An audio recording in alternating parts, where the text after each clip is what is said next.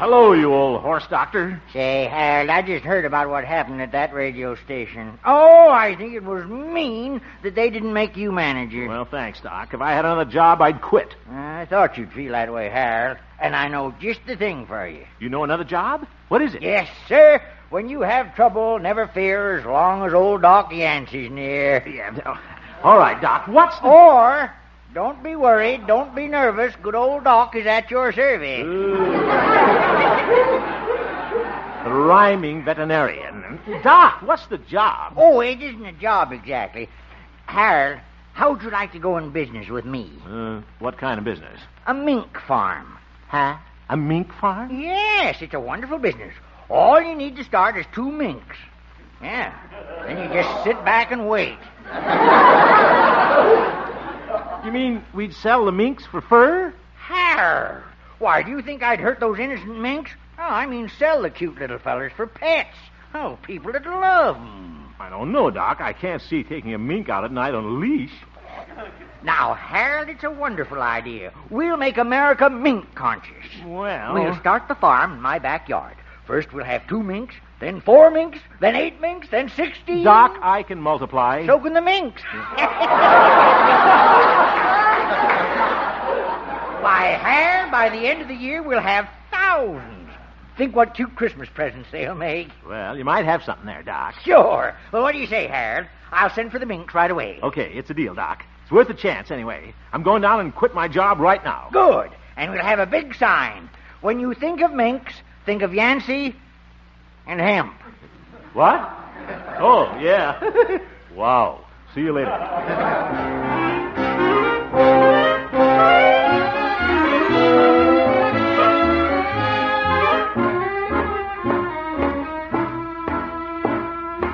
It's going to be a pleasure to tell Stanley I'm quitting. Serves him right, sneaking in his relative, P.B. Peabody. Come in. Wonder who that is. How do you do? Cute. How do you do? I'm Harold Hemp. Is Stanley Peabody here? No, he left for his new position in Charlieville. Oh, then P.B. Peabody's taken over here already. Yes. I suppose you're his new secretary. Well... There was something I wanted to tell Stanley, but I'd just as soon tell that relative of his, Peanut Brain Peabody. Oh, you would? Yeah, I'll bet this P.B. has a sourpuss just like Stanley, too. You think so? Sure. You please tell old Yogurt Face I want to see him. Miss, what was your name? P.B. Peabody. Yeah.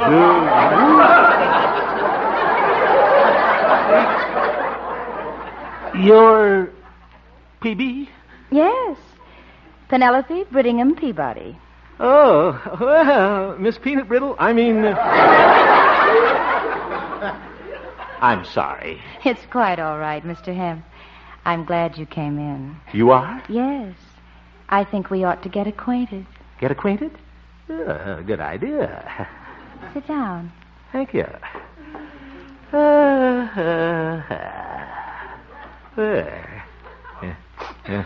Nice perfume. Is that executive number 5? Mr. Hemp, when I heard Stanley talk about you, I didn't realize you were such an attractive man. You're a lot prettier than I am.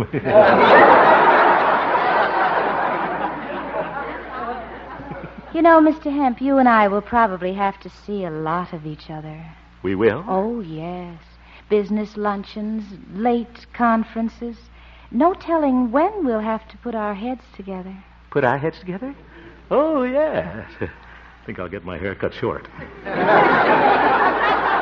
almost forgot. When you came in, you said you had something to say to B.P. Peabody. Well, it wasn't anything important. Oh, I'm glad. I thought you might resent a new employer coming in. I was afraid you might be going to quit. Me quit? No. Anytime you want to put our heads together, just let me know. Yeah. I will, Mr. Hemp. Just call me Harold. All right, Harold. And my friends call me Penny. Penny? Uh-huh. Well, you certainly got the scent for it. Well, goodbye, Harold. Goodbye, Penny. Oh.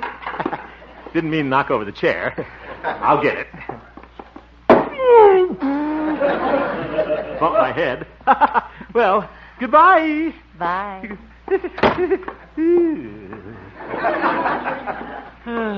What a girl. Gosh, never thought I'd feel this way about a Peabody. Certainly going to be a pleasure. Hello, Har. Oh, hello, Doc. Well, partner, we're in business. I just sent away for 2 minks. Minks? Yes. Did you quit your job, Har? Quit my job. Are you crazy, Doc? I love it here. What? But Har. What'll I do when the 2 minks arrive? Introduce them. See you later.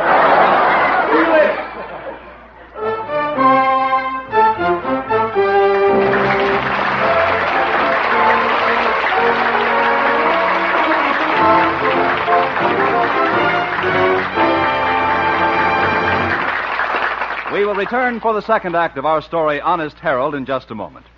Make a special note that starting tomorrow night, you'll hear CBS's Thursday evening Broadway Playhouse 1/2 hour earlier on most of these same stations. This Thursday, the celebrated comedian Edward Everett Horton will be starring in the Broadway Playhouse production of the comedy mystery Whistling in the Dark. And be sure to listen for Harold Perry's Honesty Award announcement at the end of tonight's program. And now, back to Harold Perry as Honest Harold, the homemaker.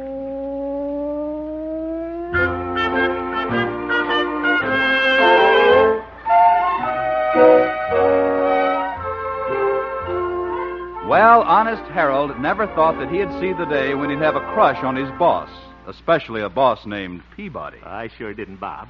Of course, it does make a difference when the boss turns out to be a very attractive young lady. You said it. It's morning now, and Honest Harold is just entering the radio station, eagerly looking forward to his first day with his new boss, Penny Peabody. Oh, Penny likes these sweet peas. Most expensive kind. 40 cents a dozen. Long stems. Good morning, Harold. Good morning, Glory. Harold, what are you doing at work so early? Oh, is it early? Why, it's only 8:30. You never get here before. All right, Gloria, for heaven's sake. Nothing wrong in showing a little interest in your boss. Work. Gloria. Harold, are those sweet peas for me? What? Now, look here, Gloria. There's nothing so unusual about bringing a little present for a new boss. Well, you never brought Stanley flowers when he was your boss. Well, I put that cactus plant on his chair once. He got a rise out of that. Harold, I think you've got a little crush on Miss Peabody. Now, don't get any wrong ideas, Gloria. This is strictly business, you understand? Just because I came to work early this morning, shaved extra close, waxed my mustache, put on my imitation Argyle socks, that doesn't mean I'm romantically interested in Miss Peabody. Oh, of course not. I don't think she gets it. I'll see you later, Gloria. Wonder where Gloria gets these ideas. Me interested in Penny. That's silly. Hope she's in her office. Penny. Yoo-hoo. Yoo-hoo. Guess she isn't in. Just put these flowers on her desk. There. Look pretty nice. I'll just leave my professional card. Harold Hemp, the voice with a smile, 1050 on your dial.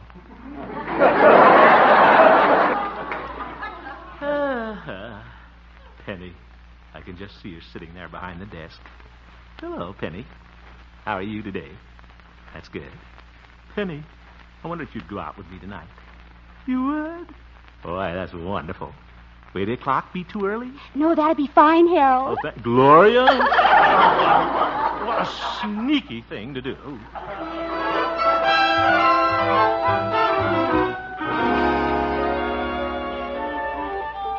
All right.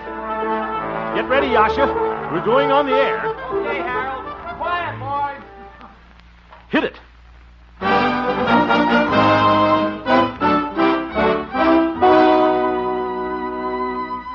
Good morning, girls. This is Honest Harold, the homemaker, bringing you 60 minutes of humor, harmony, and household hints. I want to start my program this morning by singing a very special song, and I want to dedicate it to a wonderful girl, my boss.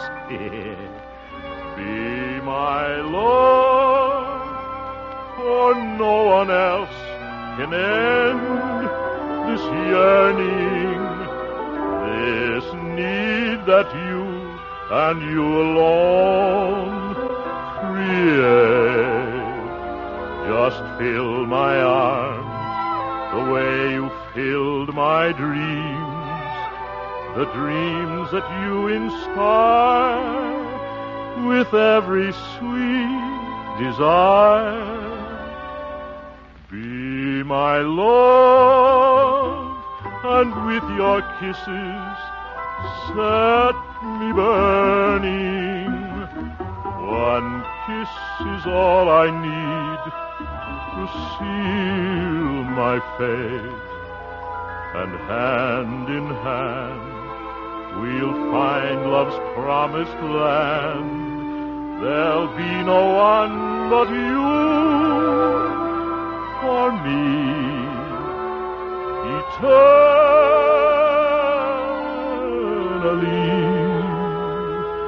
If you will be my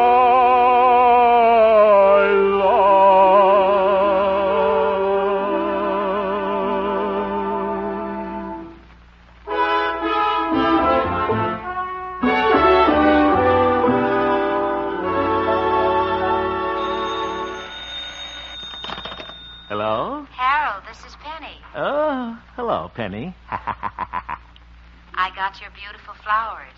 How did you know I loved sweet peas? Well, you know what they say. Sweet peas for sweet Peabody. Did you hear my broadcast? Yes, I did. And it was awfully sweet of you to dedicate that song to me. Harold. Yeah? Are you going to be busy tonight? Tonight? Why? Well, there are some things I wanted to talk to you about. I thought you and I might have a conference. A conference tonight? Oh. What time shall I pick you up? Well, suppose we meet in my office at 8 o'clock. 8 o'clock? I'll be there. That's wonderful, Harold. Bye. Bye. Be my love.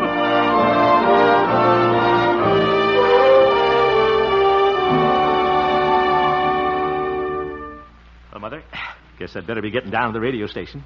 Putting a little overtime in tonight. Oh, yes. How do I look? Well, you look fine, Harold, but isn't it a little unusual to wear a tuxedo to work? Well, it's a sort of special kind of night work, Mother. Oh. I don't want to brag, but I think my new boss, Miss Peabody, kind of likes me. Oh, really? Yeah. Guess it's just my fatal charm. Or she might have found out I belong to the Aqua Velva Shave Club. Did she say she liked you, Harold? Like me? Well, no, but I can always tell. She's just asking me down there tonight as an excuse to get together. I bet by 9 o'clock we'll be dancing in the moose room. Be my love. Oh, there's someone at the door, Harold. Oh, my goodness. I bet it's Pete. Made a date to go bowling with him tonight. Forgot all about it. Excuse me, Mother.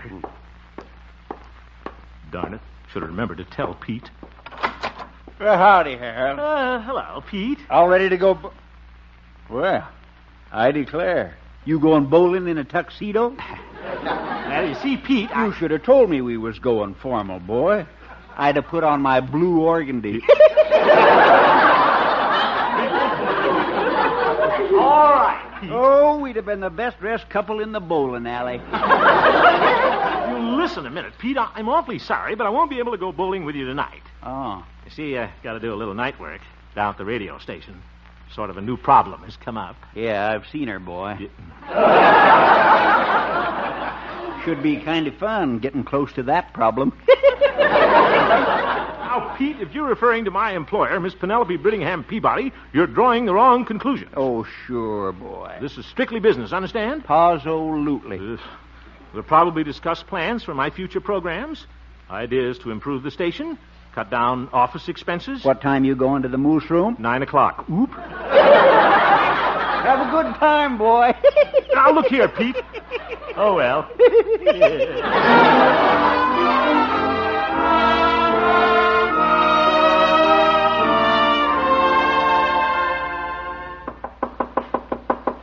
is it? It's Harold. Oh, come in. Good evening. Good evening.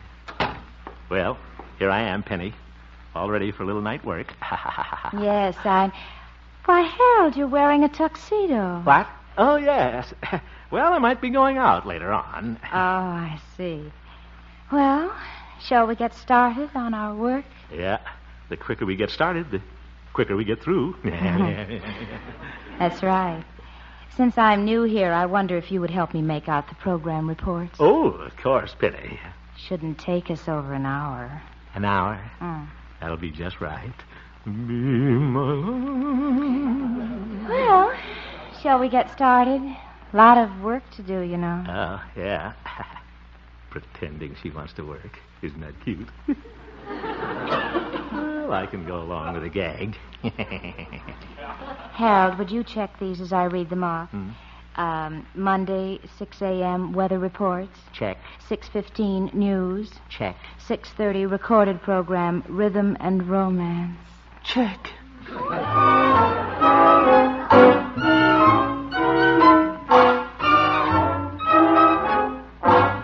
11 p.m., dance music from the Moose Room. Double check. There, we're all through. Only took us an hour and 15 minutes. Check. Excuse me. I'll put the reports back in the file. All right. Well, I guess we've stalled long enough now. Bet she's dying for me to ask her to go out. Well, that takes care of the reports. Thanks very much for helping me, Harold. Glad to do it. Penny, speaking of the Moose Room, I bet there are a lot of couples having a good time down there right now, dining and dancing. Yes, I suppose there are. Harold, I have an idea. Yeah? Why don't we move the files? Huh? I think they'll look much better over against this wall. Yes. Oh, yeah. You can start on the A to F file. Okay.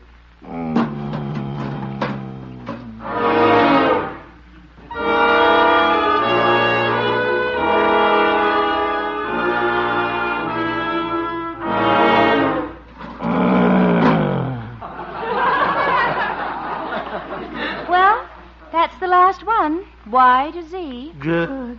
Harold, you should have taken off your tuxedo coat. It's all out of shape. So is Harold. You know, I'm tired of being cooped up in this stuffy office, aren't you? I sure am. Why don't we get out of here? Yeah. Where should we go? Let's go up to the stock room and take inventory.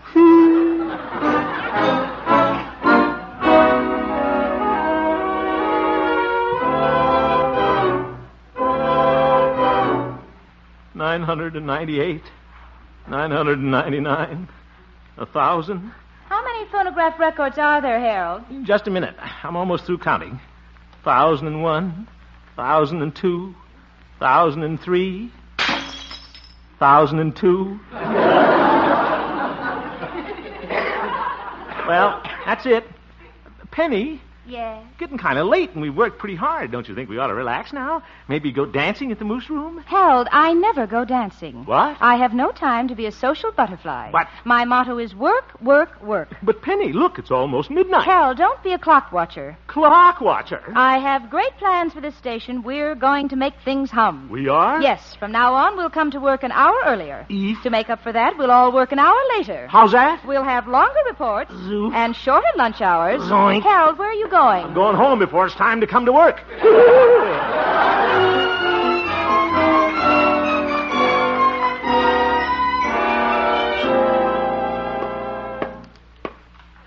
Oh, good morning, Harold. Good morning, Gloria. Gee, you look mad, Harold. I am mad. Gloria, I made up my mind. I'm going to quit this job. What? That's right. I'm going in there and tell Miss Peabody right now. But, Harold... No. Don't you try to stop me, Gloria. Yes, sir, I could be pushed just so far. I think I'll be very happy on a mink farm. Well, here's where I tell Miss PB a few things. Now look here, Miss Peabody. What? You're... Stanley! What are you doing here? Well, Harold, it took me just one day to find out how much I missed Melrose Springs. So I persuaded Penelope to trade our jobs back again. You did, Stanley? Well, that's wonderful. Stanley, you're the sweetest boss a fellow ever had. Thank you. And Stanley, Yes, Harold? how would you like a pair of minks for Christmas?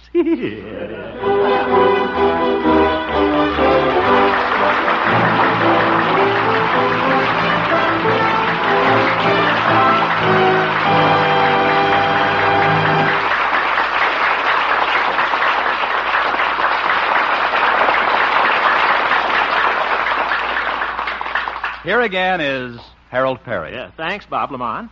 And now for our Honesty Award of the week. Harold, Yes, Gloria? did you and Kirk Douglas and Sheriff Fiskaloo select a girl candidate? Yes, we sure did, Gloria. And it was real tough going because after our mutual announcement last week, the nominations on girls really poured in. Oh, gosh, that's wonderful. I like girls, too. Mrs. Florence Alexander of Kokomo, Indiana, wrote to us about... Well, here. You read us her letter, huh, Gloria? Okay, she says, Dear Mr. Perry, Take your time. I am writing to you about a young girl, a teenager, who is a neighbor of mine. Well, We live in a little suburb of Kokomo known as Alto. Alto. About 4 months ago, she found a billfold containing $3,000 in checks and cash, mostly cash, that belonged to Conrad Halper, Halper, that's right. a driver for the Hamilton Harris Tobacco I Company. wonder if they got any of those cheroots. She returned the billfold and contents and received an award. A reward. Yes. Yeah, I'm going to give her the award. We all think she's a very honest girl, and we're very proud of her. Oh. And her name is Gwendolyn Elaine Smith of Rural Route 6, Kokomo, Indiana. That rural Route 6, yeah. Just say RFD, honey, it's all right. And it's signed Mrs. Florence Alexander. Well, congratulations, Gwendolyn Elaine Smith of Kokomo.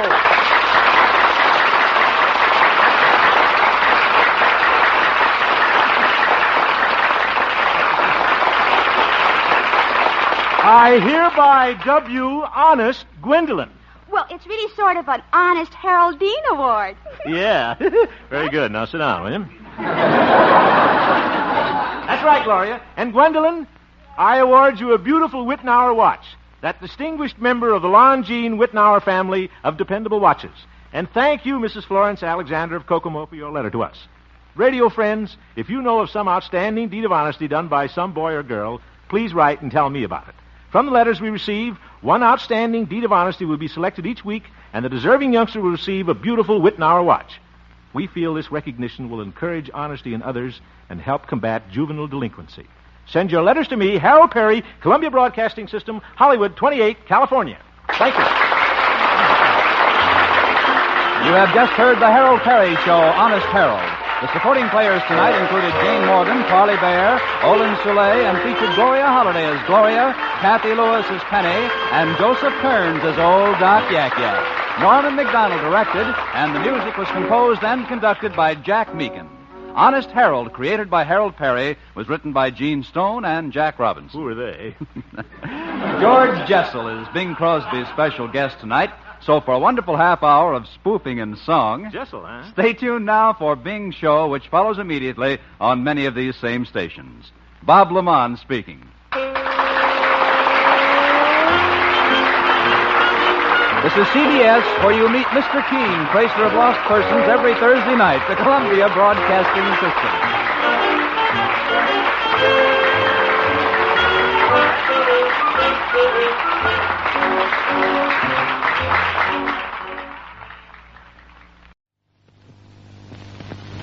We had a party last night. It's one of the places in a worse shape.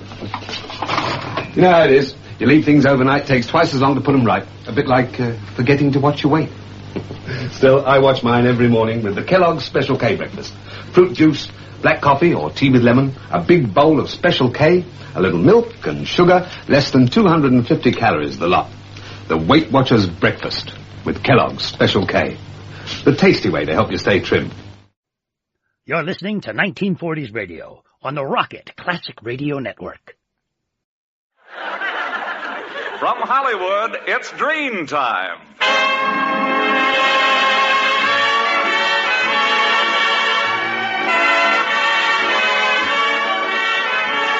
Ladies and gentlemen, the makers of Dream Shampoo are pleased to present the 14th in a series of new programs produced by Carlton Alsop and starring Don Amici. Let me sleep, will you, Blanche? Francis Langford. I just can't stand that snoring. And Danny Thomas.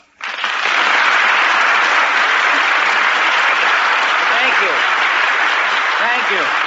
I just want to say I'm sorry I couldn't be with you last week, and may I take this opportunity to express my sincerest thanks to a great guy who pinch hit for me, Red Skelton. And by the way, where's our host? Oh, Don Amici.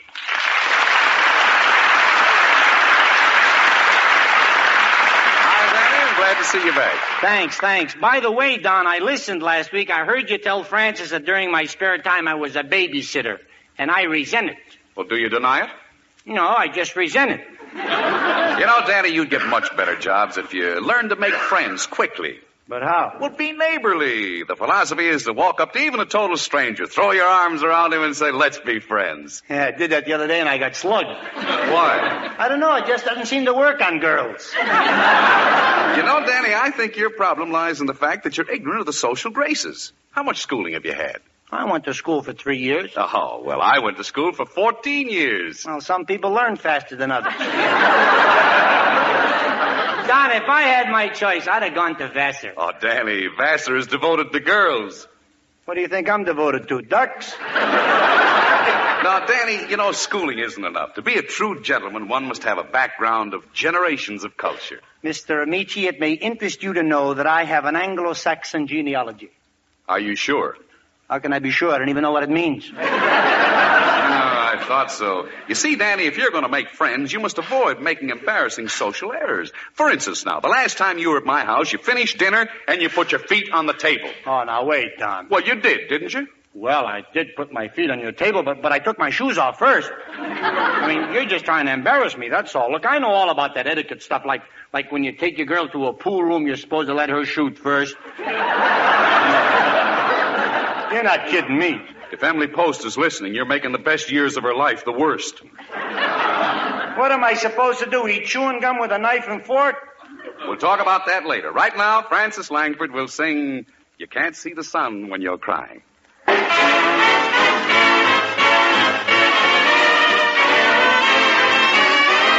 You can't see the sun when you're crying.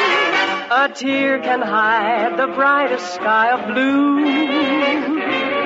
You can't hear a song when you're sighing, no matter how the birds sing for you. Suppose you make believe your eyes were cloudy window panes. I'm sure you'd clean them up to look for rainbows when it rains. You can't see the sun when you're crying, so smile and let the sun shine through.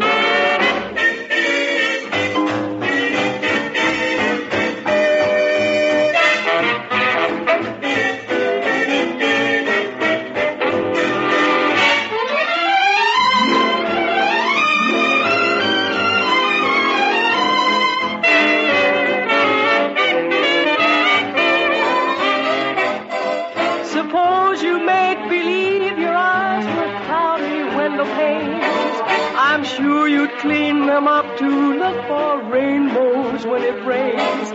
You can't see the sun when you're crying, so smile and let the sun shine through.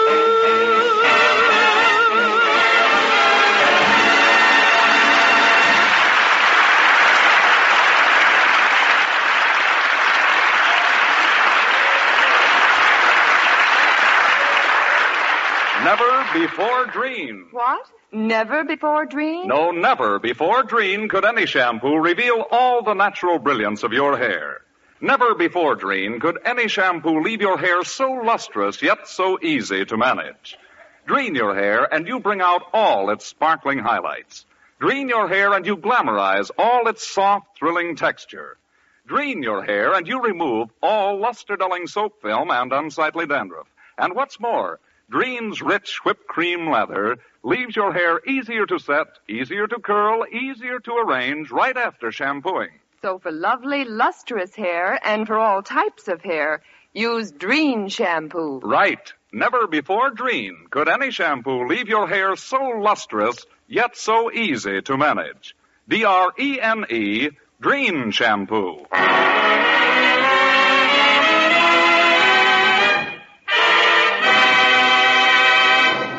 Say, Francis, Elsa Maxwell's having an old-fashioned bundling party tonight. You want to come? Oh, I'd love to. Hey, could I come? I said bundle, no loose packages. Oh, he can come, can't he, Don? I guess so, but I hope he doesn't embarrass us. What do you mean? Well, he thinks he's a social lion. He doesn't even know which part of the olive to throw away. Maybe I don't, Don, but let me tell you something. I don't need culture. You can have your etiquette, and I don't want to be a member of Cafe Society. Who wants to drink coffee from a demitasse? Well, what's wrong with coffee and a demitasse? Nothing, but did you ever try to dunk a donut in that small cup? Don, I'm afraid classy living is not for me. I was meant for the more horrible things in life, like drinking coffee from a coffee cup. And who cares whether I go to your party? 2 to 1, they'll serve turkey. And who cares for turkey? If all the turkeys in the world were laid end to end, that's the part I'd get.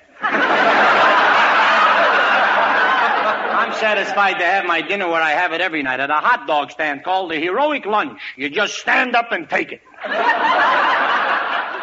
Who wants to be tied down to tradition? In society, one must tub every day. Hooray. It's all right, I like to tub, but if there's no hot water, I basin.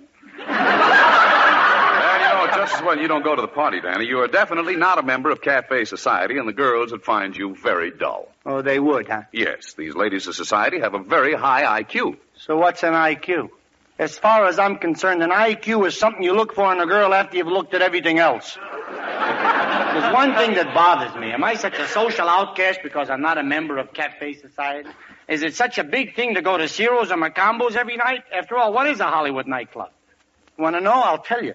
It's a place where a table of people from Toledo look over at a table of people from Milwaukee and say, gee, these movie stars look just like the folks back home. Culture. Etiquette. There's such a thing as being too proper. Oh, come now, Danny, you're exaggerating. You don't believe me, huh? No. Now, Mr. Amici, I shall prove my point. Exhibit A.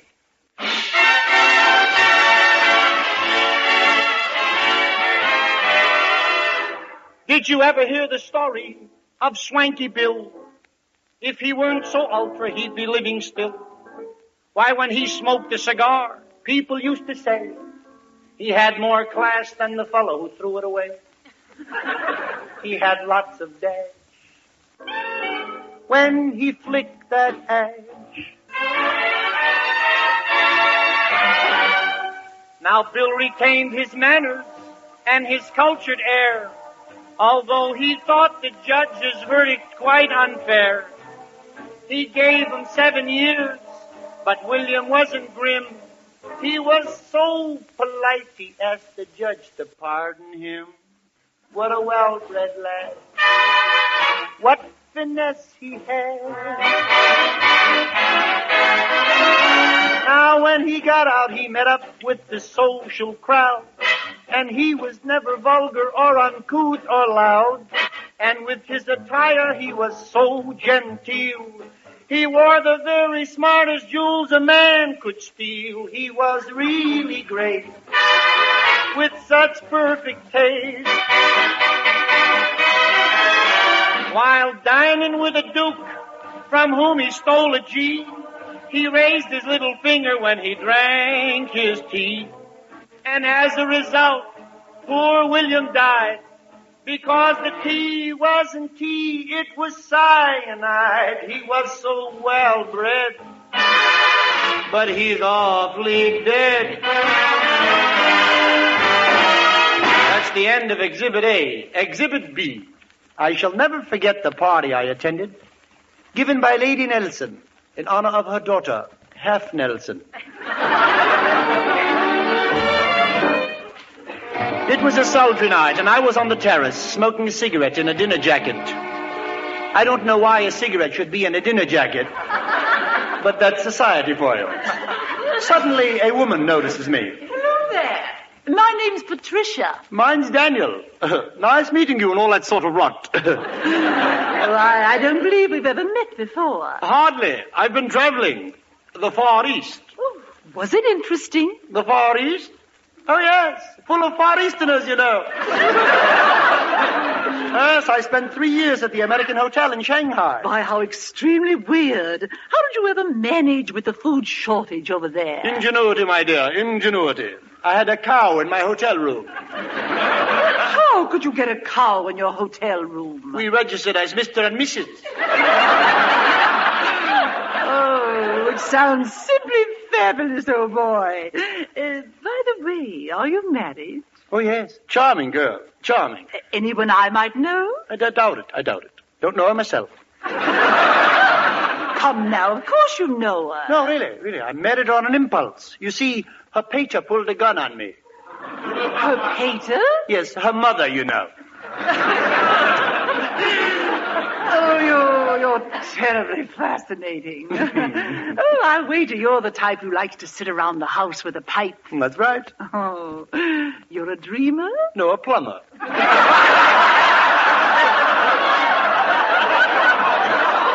Oh, how droll. I meant the kind of pipe from which a man draws dreams.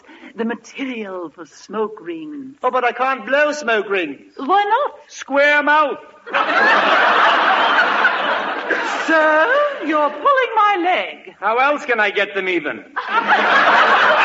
Excuse me, Lady Patricia, but this man is obviously insulting you. Oh, no, I was just being gay. You see, my friends call me a buffoon, a jester. You, sir, are boorish, crass, overwhelmingly illiterate, and completely repugnant. How much of that is good? Please leave these premises, and I'll see to it that my political friends in England, France, Italy, the Netherlands, and the Balkans forbid you to enter their country.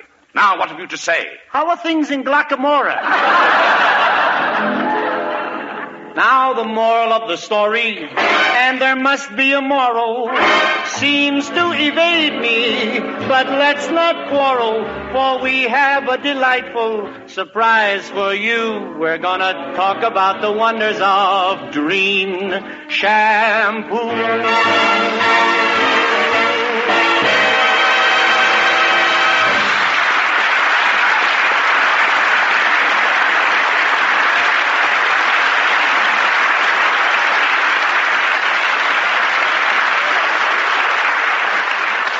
Not 50%, not 75%, but 100%. Yes, Dream Shampoo reveals 100% of the natural beauty of your hair.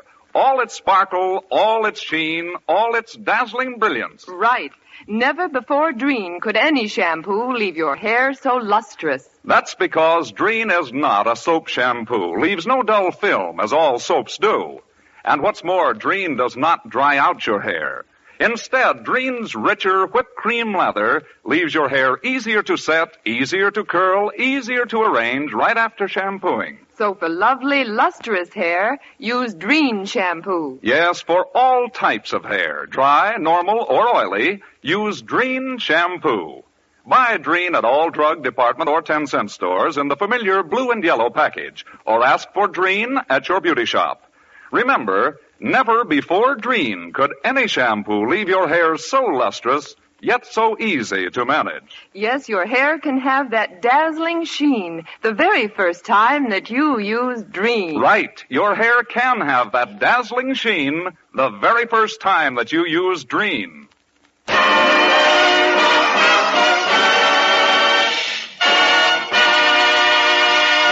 Our lovely Dream girl, Frances Langford, with Carmen Dragon and his orchestra, sings There Is No Greater Love.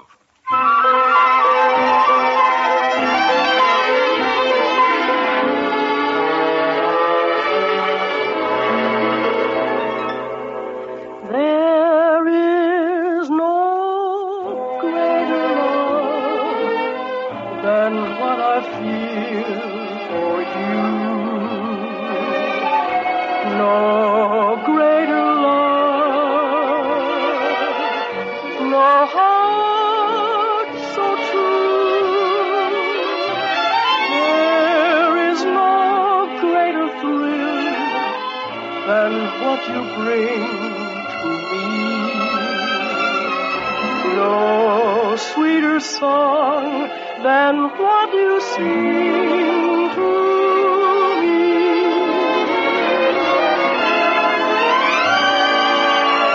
You're the sweetest thing I have ever known, and to think that you are mine alone. There is no greater love in all the world, it's true. No greater love than what I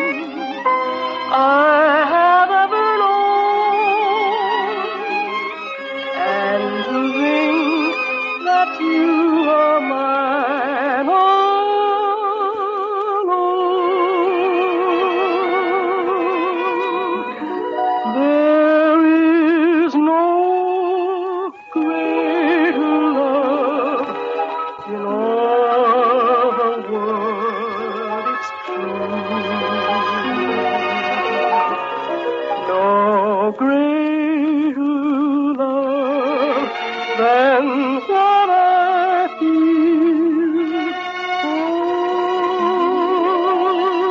you.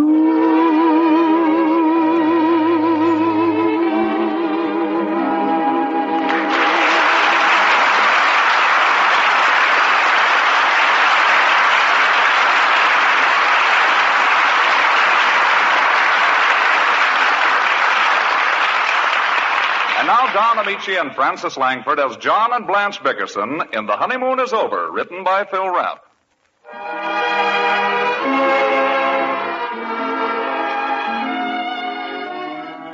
The Bickersons have retired. Mrs. Bickerson lies tense and awake in the darkness as poor husband John, victim of a rare type of insomnia which keeps the patient in a complete lethargy for 8 hours at a time, offers valid proof of his agonizing affliction.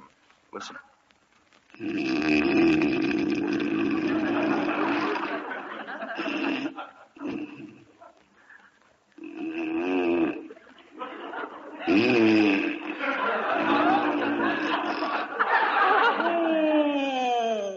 has been going on since 9 o'clock.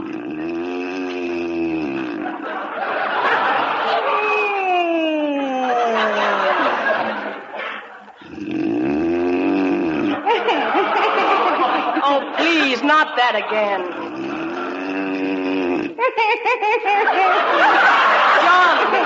John, quit it. Quit it, Blanche. John, there must be something that'll put a stop to that hideous snoring. Why do you do it? Do what, Blanche? Snore. Snore.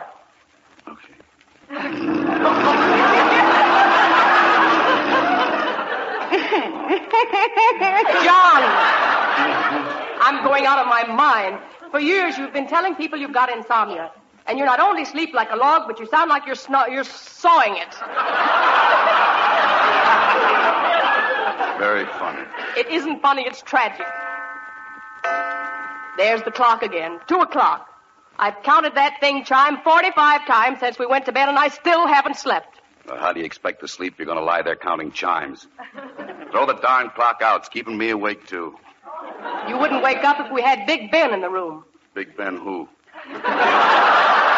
I'm a nervous wreck.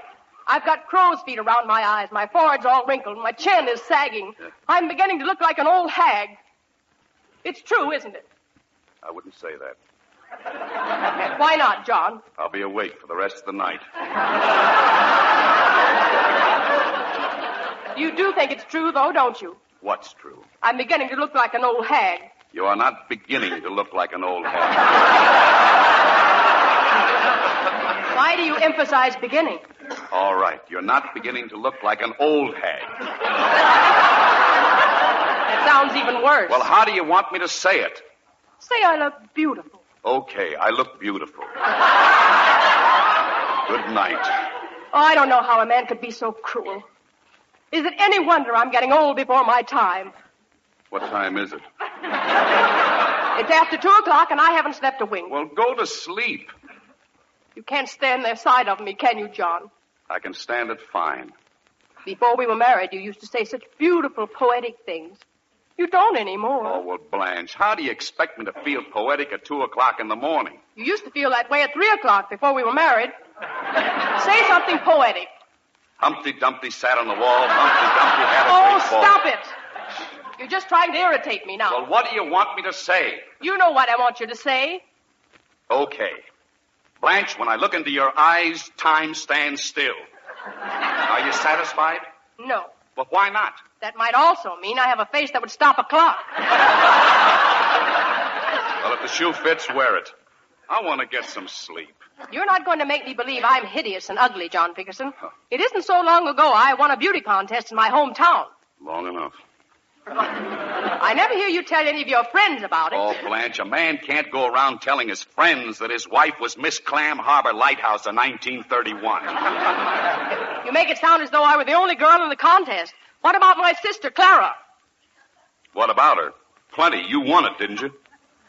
I'd like to hear you talk that way about Gloria Gooseby. Oh, now, don't start with Gloria Gooseby. The way you drool every time you look at her, you'd think she was Miss America. I don't drool when I see anybody. I hate Gloria Gooseby. Then why do you keep inviting her here to dinner? I didn't invite her. You did. Don't change the subject. If it weren't for the fact that her husband Leo is such a nice person, I wouldn't have either of them in the house. And the dinner was awful. Well, you cooked it, Blanche. Yes, but the thought of that horrible Gloria Gooseby coming to dinner got me all confused and it ruined everything. The minute I turned my back, the roast caught on fire and I had to throw soup on it to put it out. You should have thrown that pie on it, too. There was nothing wrong with the pie. I hate lemon meringue, and you know it. It wasn't lemon meringue, it was apple pie. Well, what was that yellow stuff on top?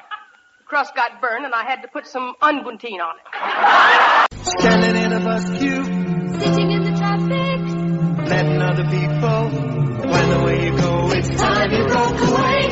Believe in freedom. Believe in Honda. Going when you like from door to door. Your Honda bike and you. Believe in freedom. Believe in Honda. Going where you like. Your Honda bike and you. With a Dora, you in friends in a very special way. With a Dora, nothing surer. You're the one that can brighten up my day.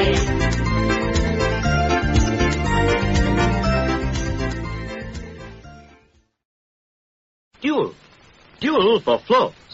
Dual cleans and polishes in one go, because it's a floor cleaner and a polish all in one. Dual, 2 and 6. Time for a tiffin, guys, tiffin, the fruit and biscuit chocolate bar. You know how much dogs love fresh meat? Well, here's something pretty amazing. New Hap. Moist, meaty, really juicy chunks that look and taste as good as fresh meat. Dogs love it just as much. See, one collie's eating fresh meat, the other Hap. Now watch. You can even change the bowls over, and the dogs love it just the same. Give your dog New Hap. It looks and tastes as good as fresh meat. I came across Mr. Ghibli in the meadow by the church. If I painted that spire once, he said, I painted it 12 times. He offered me an apple pie. An artist needs inspiration, he explained. Golden short crust pastry, delicious apple filling, and just the right amount of sugar sprinkled on top. But then, when it comes to the little details, Mr. Ghibli does have an exceedingly good eye. Dual. Dual for floors. Dual cleans and polishes in one go, because it's a floor cleaner and a polish all in one. Dual, 2 and 6. Classic shows from the golden age of radio. This is the Rocket Classic Radio Network.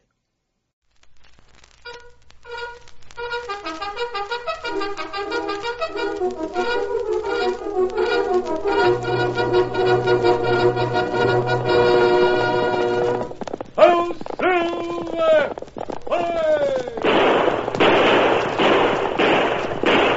A fiery horse with the speed of light, a cloud of dust, and a hearty hi-yo, Silver, the Lone Ranger.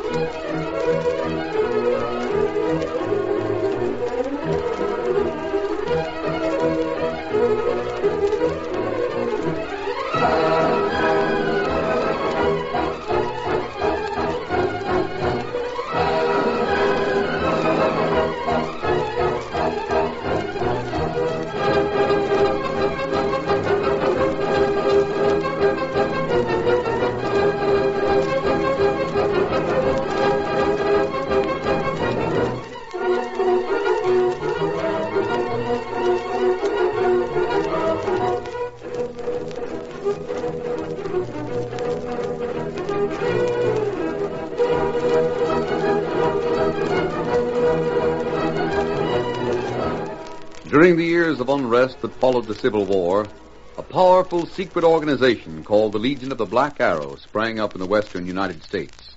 Its members were to be found everywhere, defying the law or using the law for their own purposes, working toward the ultimate goal of revolt and the foundation of a despotic empire. It was the masked rider of the plains who led the fight against this band of outlaws and traitors, and for once his great strength and courage, his daring and resourcefulness were taxed to the utmost in the cause of democracy. Return with us now to those thrilling days when the West was young. From out of the past come the thundering hoofbeats of the great horse Silver. The Lone Ranger rides again. On Silver, on the trail of the Black Arrow. On Silver!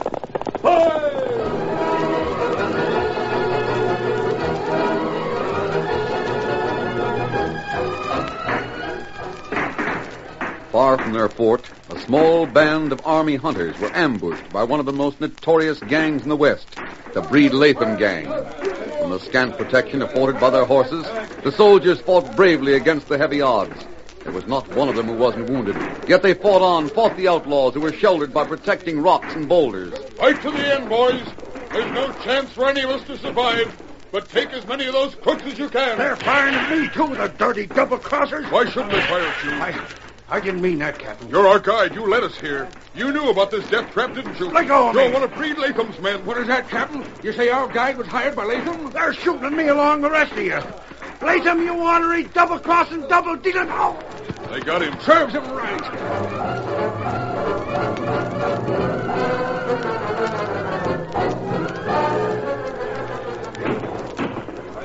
Keep at him, boys. They just beat a Jake Plummer. Hey, Breed, he was one of our own men. He done his job. Now, come on, get the rest of them. We're wasting too much time on this here job. There ain't been no firing from the soldiers for the past few minutes. Hold your fire. Reckon we got the last of them. Better make sure. Hank, stick your head out and see if anyone takes a shot at it. Right. Sure will be mighty fancy when we get those soldier uniforms, Breed. We'll have things our own way around here. Ain't been no shots fired at my hat, Breed. All right, then. Boys, half of us will stay here and watch. The rest will go forward and make sure there ain't no survivors. Then we'll take the army uniforms we need.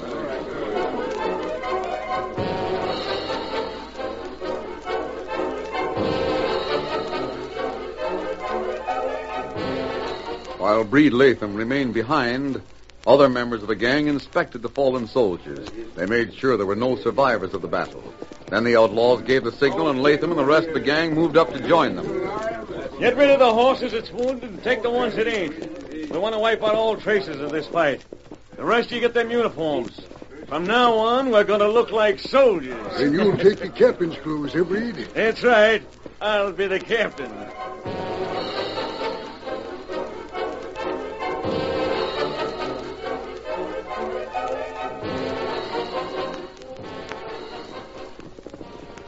I don't know how far ahead they are, Tonto, but we should overtake the troopers before sundown. You sure of what you hear? About Brewed Latham? Ah. I wouldn't doubt it. Brewed Latham has enlisted a mighty strong band of outlaws. He has at least 30 men riding with him. What him want? Of course, the main thing he wants is power. He feels the best way to get that power is to get an army ready to take orders from him. Oh, how him get army? Oh, I don't mean an army like our own. I mean a band of men who are trained in gunplay to carry out his plans. Well, as soon as we overtake Captain Conway, we'll pass the word that Latham is in this part of the country. He can be on the watch for him. Who give Brewed Latham order? Tonto, that's one thing I'd like to find out. Brewed Latham has never been more than a petty sneak thief and a prowler. Never been able to make big plans until the past few months. I'm sure there's someone higher up who's doing his thinking for him. That's the man I'd like to get. Maybe Army help us get him. Tonto, did you hear that? That Army bugle. We're near Conway now. Come on, Silver.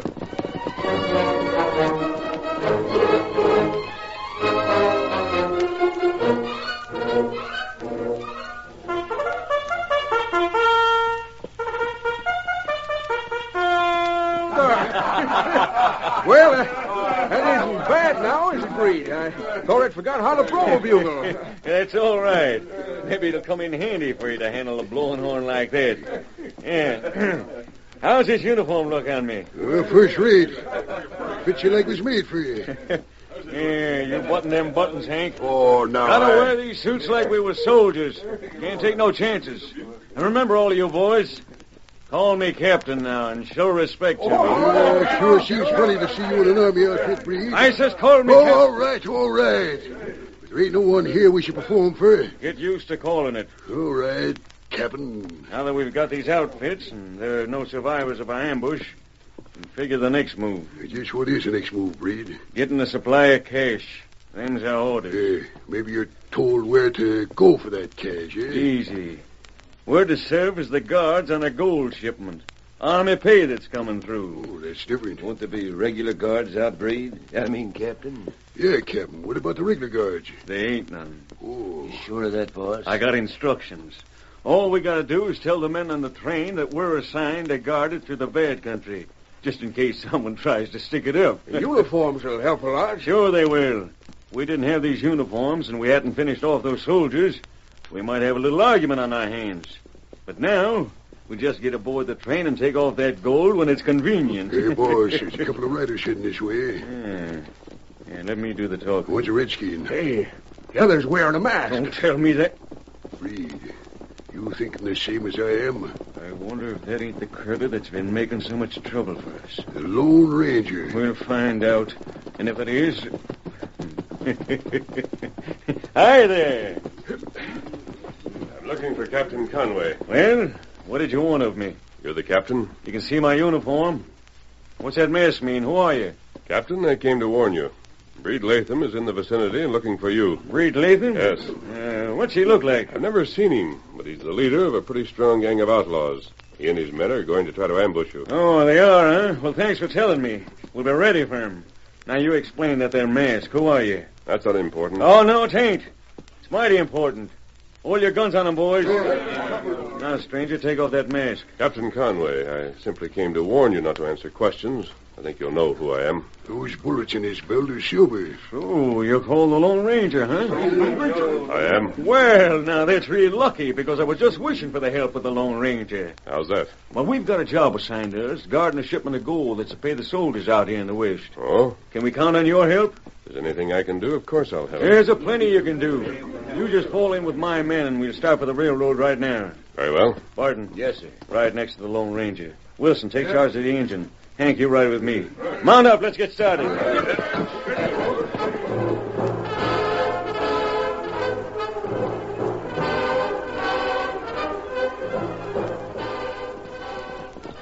After several hours of riding, the men in uniform held the same formation with Breed Latham and Hank riding side by side.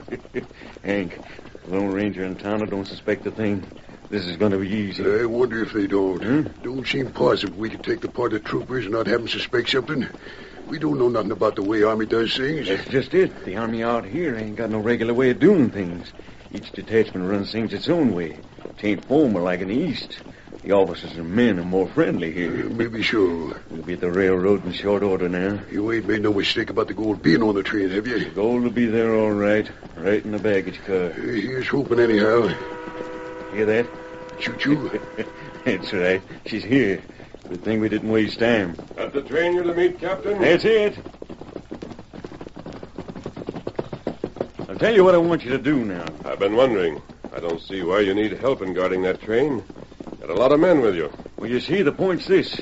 We got information that the Latham gang's going to try and steal that gold. Where did you get that information? We got it. It's a secret where from. Oh, I see. It don't matter anyhow. What matters is that we want to take every precaution.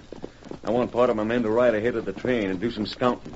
I want them to make sure there ain't been no logs put on the track or something like that to wreck the train. I will still leave you men to ride with the gold. Maybe so, but not men like you. I want you to ride in the baggage car, you and the engine. And take your horses in there with you. Very well. Yeah, that's risking it. No telling how Breed Latham will make his play to get that gold. We'll take whatever risk there is. Good, good. I know I could count on you. Where will you and the other men be? We'll ride right alongside the train. Can you keep up with it? I'll tell the engineer to go slow. Better be slow and sure than hurry and lose the soldier's pay, huh? Yes, it's better to be sure. Spur up a bit, boys. We want to get to the station when the train does.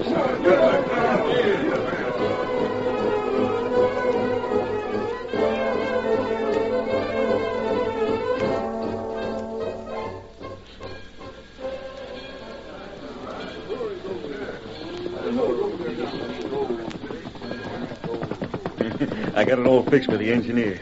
You drive this choo-choo real slow so the man on horseback can keep up with it. But Breed, What'd I tell you about calling me Breed? I mean, Captain. Well? I still don't savvy why you wanted the Lone Ranger with us. He's out to get our gang. If you knowed who he was... I'd sooner have him here where we can watch him than not know where he's at.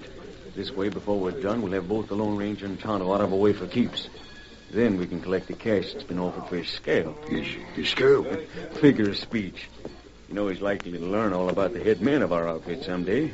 That's why he's wanted out of the way. Yeah, you figure to kill him? I don't know of no better way to get rid of him. But you're having him inside the car, the baggage car, where the gold is. And you'll be there with him, you and Vince Williams and a couple of others. For what? When you hear the train stopping at Red Rock, just fire. Shoot him, you mean? And Tonto. Just shoot him down, dead? Of course. And the boys outside will do for the engineer, too. Then what? We'll take the gold and clear out. The train's left where it is. Most of the boys laid out with us, going to hiding. A handful of the others will ride on to town and tell them having a fierce battle here and the gold being stolen. They better show a few wounds just to make it look right. They'll be bandaged. They got their orders. With them that ride on ahead, what about them? They'll wait at Red Rock for us. And make sure there ain't no one in the way to see that there's really no fight. Captain, train's about ready to start. Have your men been given orders? Yep. You can get that horse on board now, partner. Now, where's Tonto? At the side of the car, waiting. Good enough. Get aboard, and a couple of my men will be along to join you. Right. Come on, Silver. All right, Hank. Get Williams now. And just open fire. Whenever you get a good chance. Take no risks. That masked man's mighty fast with a gun. That'll do it. Reed, that masked man has fired his last shot.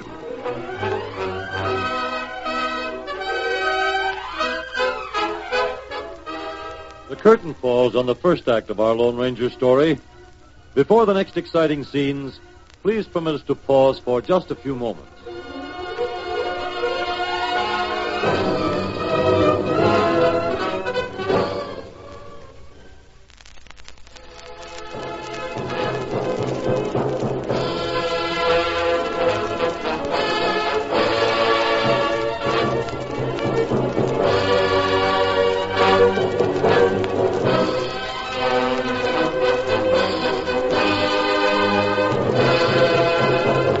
Now to continue our story. The Lone Ranger and Tonto were in the baggage car with the men in uniform, outlaws in disguise. More of the murderous members of the lawless band rode alongside of the train, while others had already gone on ahead. Breed Latham was confident, smiling at the perfection of his scheme. After several miles, he turned to the man at his side. You hear something then? Sounded like a couple of shots from inside the car. Yeah, that's what I thought it was. 2 shots, no more, no less. You figure Hank has done his trick? Hank and Vince don't muff things. I'll make sure, though. Looks like the door of that baggage car's being opened. So it is. Hey, Breed! Everything all right in there, Hank? You hear the shot? Yeah. Right, go ahead with your plan. Good. We'll take the stuff we want off the train when we get to Red Rock. Right. I'll shut the door now. Everything's going right along according to plan. Sure pays to make the plans right. Breed, it don't seem possible that the Lone Ranger's really been done for. Well, you heard what the Hank said. It's a big advantage of getting a man off his guard. That's how we got the Lone Ranger. Oh, gone. Think of it. We got the Lone Ranger.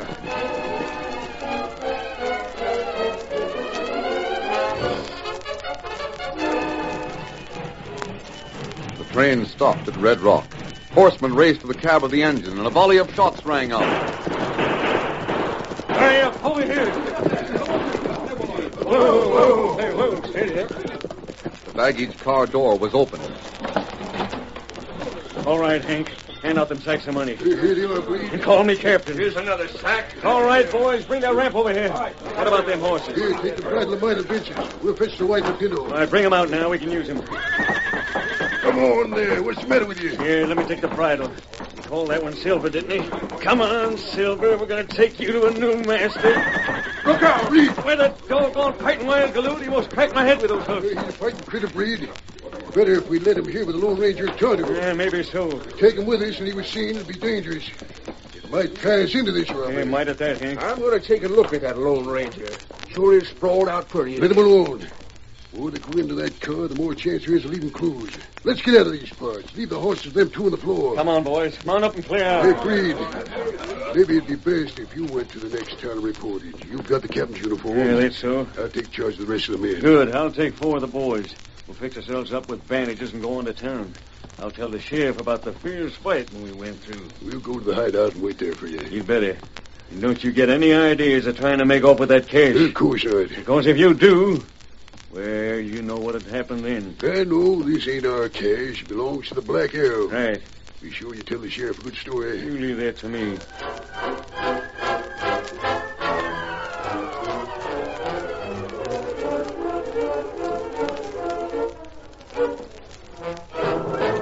Breed Latham told his story smoothly. The sheriff listened attentively, nodding from time to time. When we saw that there wasn't a chance of beating that pack of thieves off, Sheriff, we figured the best thing to do was get away. I see.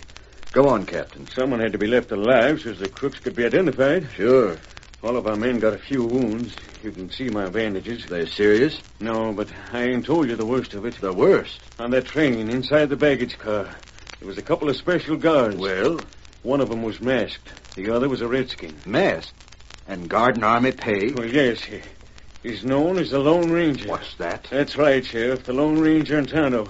And they were both shot by the thieves. Hold on, Captain. Oh, your chair. Never mind the chair. Do you mean to stand there and tell me the Lone Ranger was a guard on that train and the thieves got away with the gold in spite of him? He couldn't do a thing, Sheriff. He's done for. You mean to say that... No, I can't believe it. It's right, though. You'll find his remains where he fell, inside the baggage car. The Lone Ranger. That sure is a mighty hard blow to the West, to the country, to everyone. Yeah, that's the way I felt about it. If you come back with us, we'll show you where the fight took place and help you trail the crooks. I'll be right with you. Good. Get my extra guns and my best horse. Then I'll be ready. We'll run down these murdering polecats if it's the last thing we do.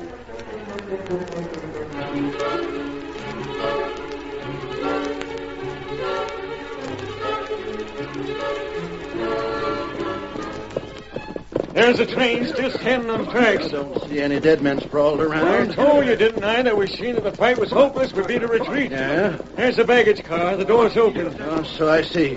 That's where the Lone Ranger and Tonto was, huh? Yep. The ground here is too hard to show hoof marks. It'll be real hard to trail these critters. That's why I thought I'd better come for you and help you. I'm about the best there is in the Army when it comes to following the trail. Well, can you find any trail around here? Sure can.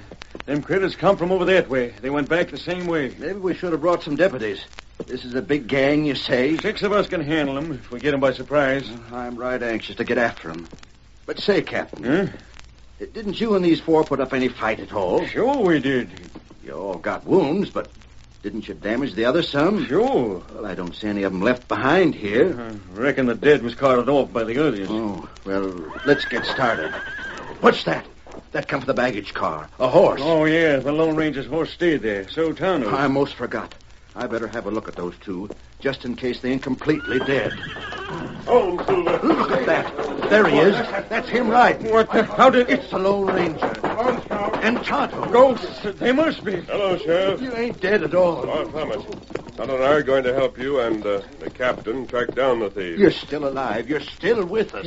But see here, my wounds. I don't think your wounds will hinder you. Come on. Or, don't you want to help me? Well, what's the matter with you? Will you tell your men to help, Captain? Well, go on. Dad ratted there's something funny about this. You better go help the Lone Ranger. The 4 of us, eh? Yeah. Go on in. Leave your horses here. Sheriff, you can start ahead with the captain. Tonto and I'll overtake you. Come on, Captain. Get up there. Get up. Now, Tonto, let's go inside the car. Now, see here. How come you're still alive? Save your breath. You'll need it shortly.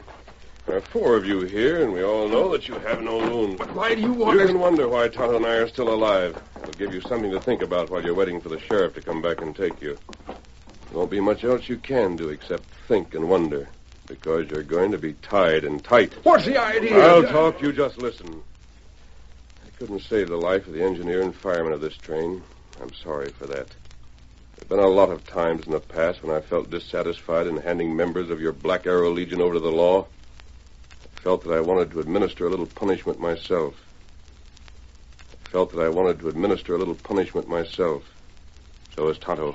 You don't mean you... There are 4 of you and just 2 of us. I'm not going to draw my guns. And you're not going to get the chance to draw yours. We're going to hog-tie you. But first, we're going to give you a thrashing you'll remember until you hang. And here's a starter. Oh, Tonto! The Lone Ranger and Tonto swung into action. They ducked, dodged, and parried, fighting with the coolness of men who were determined to mete out well-deserved punishment. The outlaws, not used to fighting with fists, swung wildly, moved clumsily and slowly. One after another, they sprawled on the floor, got up, went down again. They had no chance to draw their guns. The Lone Ranger and Tonto were everywhere. Then, when the battle was over and the outlaws were tied hand and foot, the masked man turned to Tonto. Tonto, perhaps I shouldn't have done that. Perhaps we should simply have roped them. Not plenty good. Tonto like good fight. Come on, Tonto. We've got to join the sheriff before he reaches that camp. Get him up, Scout. Ho, Silver!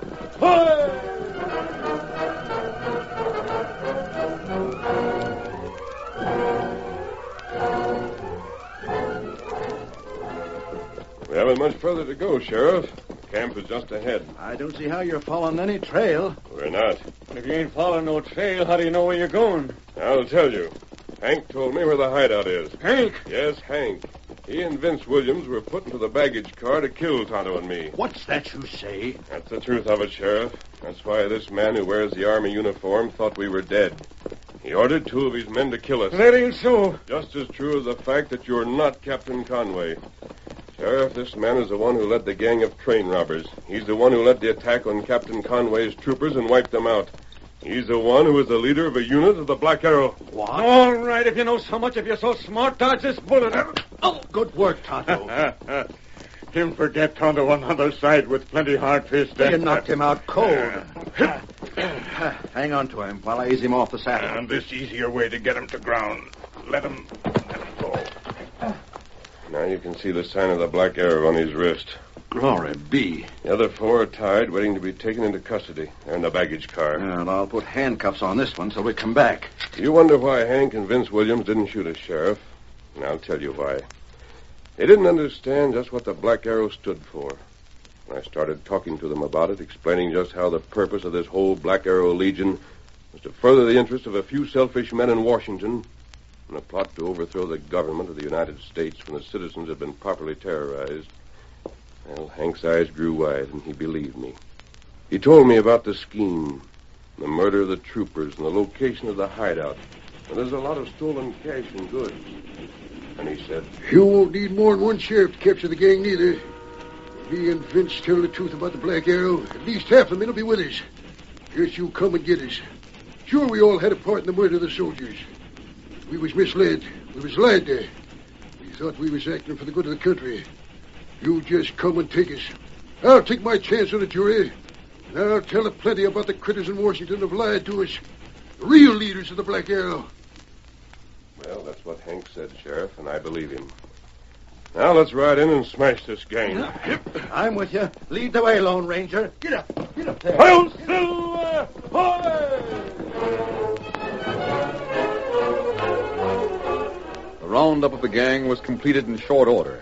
Then, when the Lone Ranger and Tonto had settled in their new camp, an animal was heard nearby. Tonto grasped his rifle Wait, and... don't shoot yet, Tonto. Look at that animal. That's no wolf. It's a dog. Here, boy. A good dog, too. What's the matter, fella? What is it? Tonto, he wants us to follow him. He's trying to tell us something. Come on, we'll find out what it is.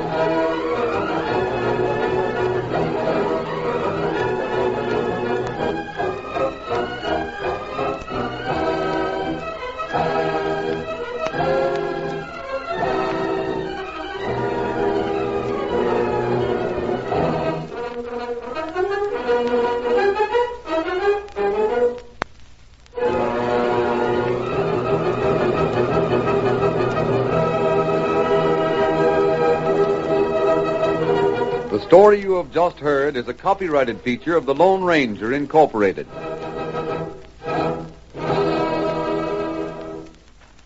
You know, cats have minds of their own. That's why we love them. They really do know what they like. Tibby. Tibby's a meat lover, and now he's easy to please with kitty cat meat and liver dinner. All the meat he loves, and tasty liver too. It might have been cooked specially for him. And Tabby? She's happier than ever. She likes both the kitty cat dinners. Now from Kitty Cat. Fish and liver and meat and liver dinners for your cat. Cats know it's good for them. Would you credit it? 50-odd years of baking same old Ovis. Now top brass at Ovis tell me they want an alternative. Still with same wheat germ goodness, but a bit softer like and less crusty. I told them I'm too old to change my ways now. I'll put one at lads onto it. Very nice, young Harold. If you like that sort of thing. Hovis Handy Love. A new, softer Hovis. When I fall in love, it will be forever. Sweet Trolley. The name you'll find on the most wickedly delicious desserts you could imagine. Each one is lovingly created to look as good as it tastes. Sweet Trolley. Delicious desserts from Bird's Eye and Walls. So irresistible, you can't help falling in love. The Rocket Classic Radio Network. Keeping the radio memories alive, thanks to the sponsorship of John Paul Pet. Pet care with a salon pedigree. Tested on humans, but pH balanced for pets. Visit johnpaulpet.com today. This is the 1940s radio channel from the Rocket Classic Radio Network. The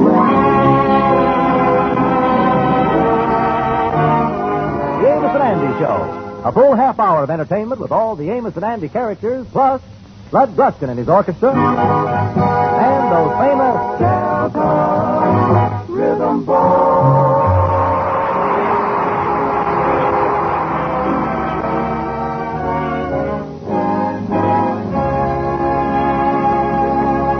The Kingfisher's wife, Sapphire, has come to the conclusion that her husband's association with Andy Brown is the main cause of him being such a shiftless loafer. And right now, she's telling the Kingfish about it.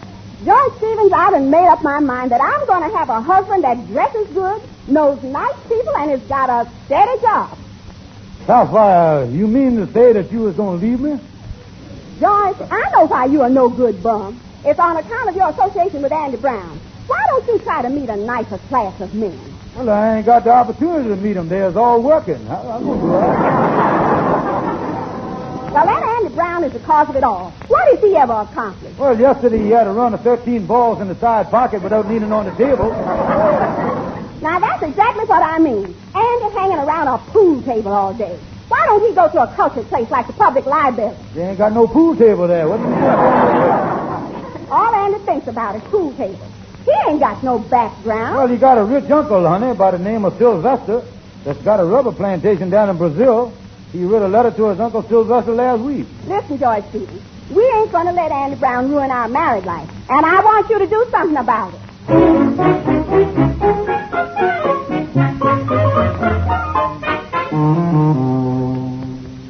Come in, Henry, come in. Well, how's everything at the lodge today, Kingfish? Well, everything's all right, Joe, but my wife's really been jumping on me. She claimed that I got to break off my friendship with Andy on account of him being a lazy, good-for-nothing bum. Well, my wife, Clara, told me the same thing. Oh, is you going to break off with Andy? No. Clara was talking about you, Kingfish.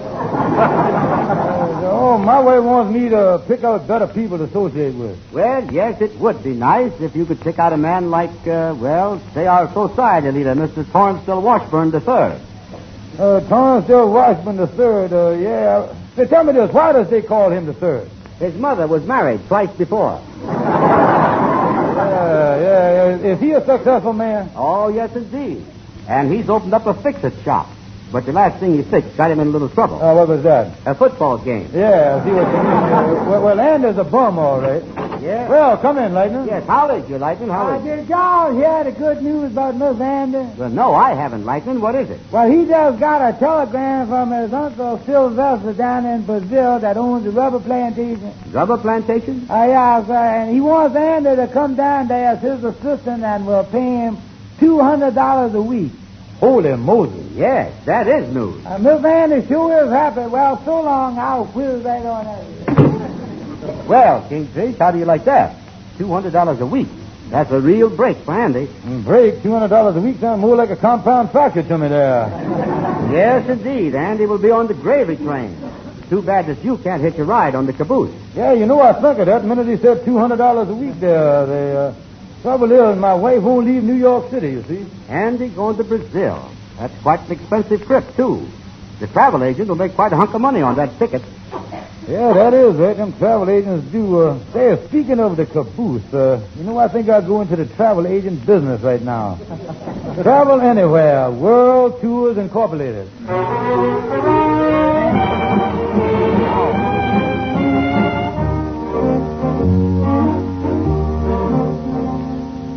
Hello there, Kingfish. Well, Andy, the only reason I dropped by is to tell you that I'm too busy to drop by today. I just formed a new company that arranges transportation all over the world, specializing in South America. Yeah, well, that's a coincidence. I just got a wire from Uncle Sylvester. He asked me to come to Brazil to help him manage his rubber plantation. Yes, that's so. You don't mean to tell me. Well, maybe I can help you with your transportation. I got a regular travel bureau that I run in now. Only costs you about 10 or 15% extra there. Well, I've been thinking this thing over since I got the telegram. I don't know if I want to go to Brazil, leave all my friends up here in New York. Might be too hot down there for me. Well, truth of the matter is very cool, Andy. Brazil is noted for its wonderful humidity. Oh, yeah. On a cool night, you can take an easy chair there and just sit out on the tarantula there with cigars in your mouth, you know. Well, Kingfish, I was talking to somebody about it, and they told me that sometimes it gets 103 in the shade down there. Yeah, well, you ain't going to be crazy enough to sit in the shade, though, will you? Now about your transportation, then, you got to get a passport to get out the country. Yeah, well, I want to get on one that don't rock much because I get seasick. No, you're thinking of a transport. I'm talking about a passport, Andy. That's a little book with your picture on it tell you who you is. Well, I know who I is. Yeah, but, Andy, you got to have a passport. Well, I ain't got no passport for the country I was living in now. Well, of course you don't, Andy. This here ain't a foreign country. That's funny. I was talking to my Chinese laundryman, and he told me it was. Now, wait a minute. Look here. Take my word for it. You got to have a passport, and you got to have a picture. Now, why don't you go down to the police department and get that picture of you they got down there? You know, they got your record. Yeah, that's the idea. Must I get the full face or the profile? Oh, get the full face, but don't forget to snip the number off the back before you paste it on the thing. And you say that your company takes care of all the transportation. Oh, yeah. Tell you everything to do, save your worries, save your trouble, save you all that stuff. Say, somebody told me that I got to pass through customs. What is that? Customs? Everybody passes through customs, and it's a lovely trip. You'll enjoy that. Yeah, well, tell me this. Where is customs? Customs? You don't mean to tell me you don't know where it is? No, I got no idea where. It's about 60 miles from the Rock of Gibraltar. Called the Custom Islands, owned by Spain. Mm-hmm. Oh, you was here despising old Spanish customs, or you? Okay, Kingfish, this thing sounds pretty good to me. You arrange the whole trip. Oh, great, Andy. I'll do that. Tell me this. Do I go direct to Brazil from New York? Well, you might take a little side trip and have some fun on the way down. Maybe I can arrange for you to stop off for a few days at a place that you'll enjoy. Is it any good? Is it any good? Listen, Andy. Managua, Nicaragua is a beautiful town. You buy a hacienda for a few pesos down. You give it to the lady you are trying to win. But Papa doesn't let you come in. Managua, Nicaragua is a heavenly place. You ask her in your reach for a legal embrace. She answers you caramba, scramba, bambarito.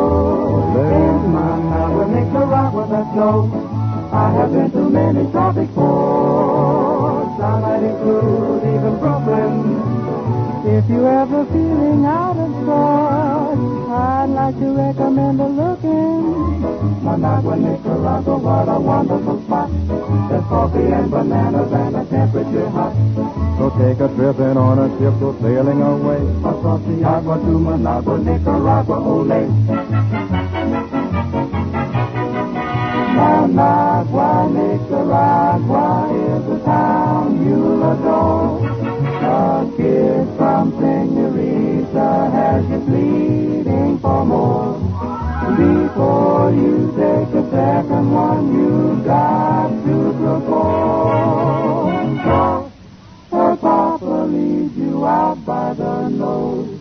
Managua, Nicaragua is really the top. You buy a big sombrero from a neighborhood shop, and then the girls will follow you like in a parade,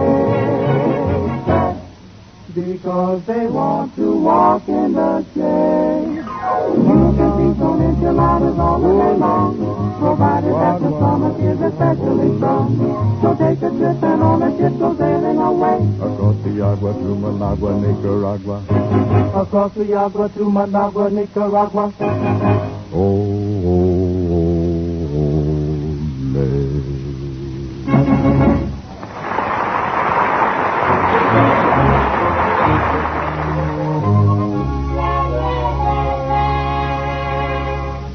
I'll go in this new travel bureau here in Harlem and see the man about getting Andy Brown down to Brazil there. Say, Mook, I'd like to get waited on. Now, wait a minute. Don't come in here shooting off your mouth about being waited on. Busy as I am. You got to wait your turn. Take a number off the counter there. All right, I'll take one. Number 65. Now take a seat till we call you. Number 65.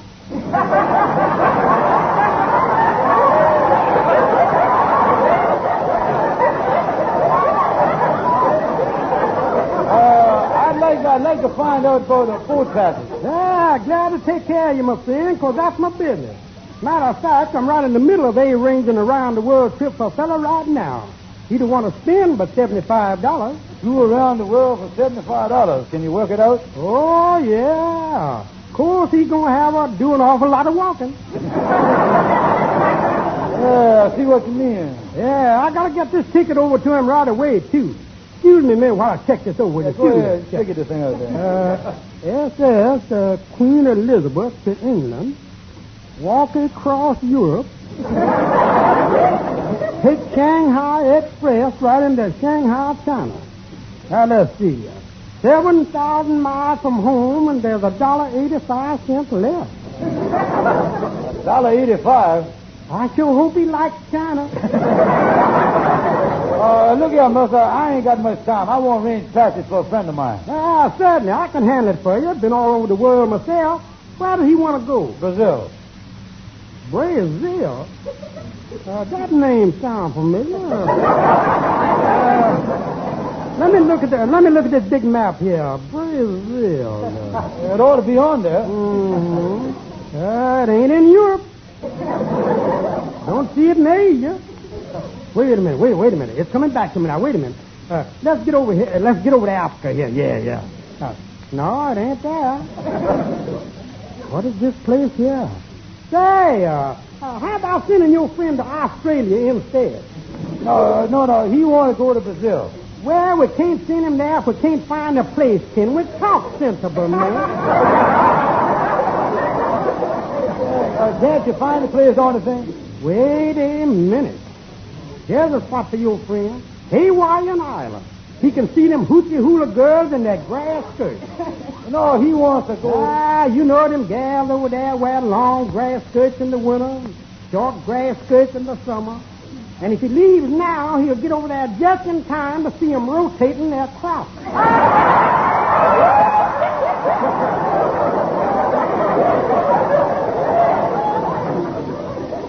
Rotating the crops. Well, that would be worth seeing, all right, I guess. Don't you think that would be worth seeing? Well, ain't it the truth? Wait a minute, Mother. Here, Brazil, right down here in South America. Is that where you found it? It must be that new clerk I got. He never put the countries back where they belong. Well, now, look, Mother, I won't get the cheapest possible boat passage to Brazil. Well, the cheapest is a cattle boat. Got one going down with 5,000 head on board. The boat ticket is $50. Cattle boat, huh? Yeah, and for a little extra money, I might fix it up so your friend can eat at the captain's table. Yeah, well, maybe you ain't got to travel that high class. Well, on a cattle boat, there's a wide spread between eating at the captain's table and the next accommodation. What is the next eating accommodation? A low trough. Let me see here now. And if you'd like to spend $10 more, I could get him on an extra fare cattle boat. Extra fare? What's the advantage of that? Well, there's two advantages. You get to travel with prize-winning cattle, and they put a bed in your stall.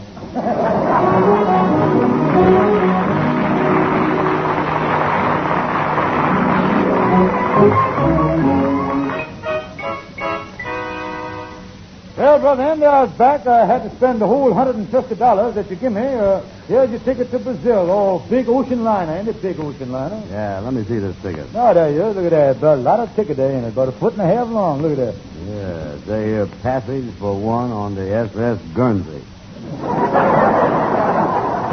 Oh, yeah, Andy. That's a double-A prime boat, all right, boy. That's a good boat. But it's funny I never heard of the SS Guernsey. Is that going to be a nice crowd on there? Oh, yeah. There'll be mostly a Texas bunch. You get along. Hey, you're going to like the boat, Andy. Well, will I get a chance to talk to a lot of friends on the boat? Oh, yeah. In the evening, you can sit out on the deck there and chew the cud with all the people there, yeah. Well, wait a minute. I don't know if I want to talk much at night like that. I want to get to bed early. Yeah, well, Andy, I'll guarantee every night you'll be in the hay by 7. I know that. Hey, Kingfish. I know this is a kind of a silly question, but could this be a cattle boat I'm going on? Well, there's a few cattle on board, but the finest boats on the ocean carry cattle on them. Cattle will travel on all boats. Even the Queen Elizabeth's got a steerage on it. Oh, yeah. Yeah, well, how many cows is on this boat? Oh, well, the steerage on this boat handles about 5,000, small group. How about getting me on a boat where they uses people for steerage? Oh, don't worry about steerage, Andy. With the wind blowing right, you'll never notice it, I tell you what. Oh, there's a lot of advantages in traveling on a cattle boat, and think of the amusement. What kind of amusement? Oh, there's a lot of deck sports. Lasso yourself a few steers, play pin the tail on the heifer, and all that stuff there. Well, I guess the cattle boat's okay. Oh, fine, Brother Andy, and I'll get all of our friends to come down to the dock when you leave and bid you bon Holstein. By the way, Kingfish, where'd I go to get on this boat? Oh, just go down to Pier 52, Andy. Which boat is it? Well, I don't know exactly where it's standing, but you can, mister. Just follow the fly. Come in, Amos, come in. How is you, pal? Well, Traveler, I just come over to talk to you. Yeah. Well, I'll leave you two boys alone. See you later. So long, boys. So long. Well, I'm going to Brazil, Amos. Got my ticket and everything. Yeah, I was over to the newspaper talking to Fred Gwendell, and he told me that you're leaving. He wants to come over and interview you, Andy. Oh, boy, that's great. Put my picture in the paper with a story, huh? Oh, yeah. What kind of stuff are you going to tell him? Well, I'll start off with my childhood, my school days. School days. Hey, remember your school days? Oh, that was one of the happiest weeks of my life. Well, I'll tell Gwendell to come on over here then for the interview, huh? Yeah, tell him to bring a bunch of pencils with a lot of paper. I'll give him an interview like he ain't never seen before in his life. Well, Andy, I hope you have a nice trip and arrive in Brazil nice and healthy, boy. Healthy? Amos, by the time I get off that boat, I'll be homogenized. That's it.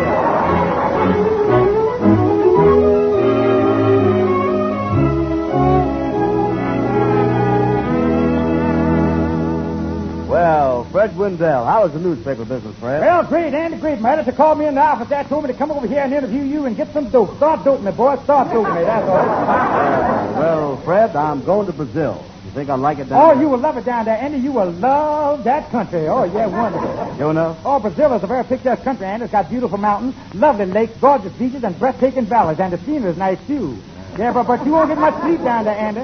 How come I won't get much sleep? Well, Andy, ain't you here? There's an awful lot of coffee in Brazil. I's a killer, ain't I? Well, how about this interview that I have? Well, you know, Andy, Brazil is noted for its exports to this country. We get most of our coffee from there, and most of our common Mirandas. There I go again. Well, now, how about the interview? Well, now, look, I'll tell you what I'll do. Are you going to take a boat going down there? You will love the boat ride. Ocean all the way, Andy, and it's a wonderful way of traveling. You know, traveling on a boat has a certain air about it. Yeah, well, this boat I'm going on's got that all right. Yeah, I tell you, yeah. Now to the interview. When I was very young... Well, now, I think I got enough from you now. Ain't I got enough from you? Wait a minute. I ain't told you nothing yet. Don't you need some facts? Facts? No, Andy. I'm a newspaper man. When I write news, facts gets them away. By the way, Fred, when I get down there, what'll I do about learning the language? Well, now, all they speak down there is Portuguese, Andy. All they speak is Portuguese. You got to get somebody to teach you. Now, as soon as you land down there, Andy, I'll give you a tip. Grab yourself a Portuguese, and he'll learn you, son.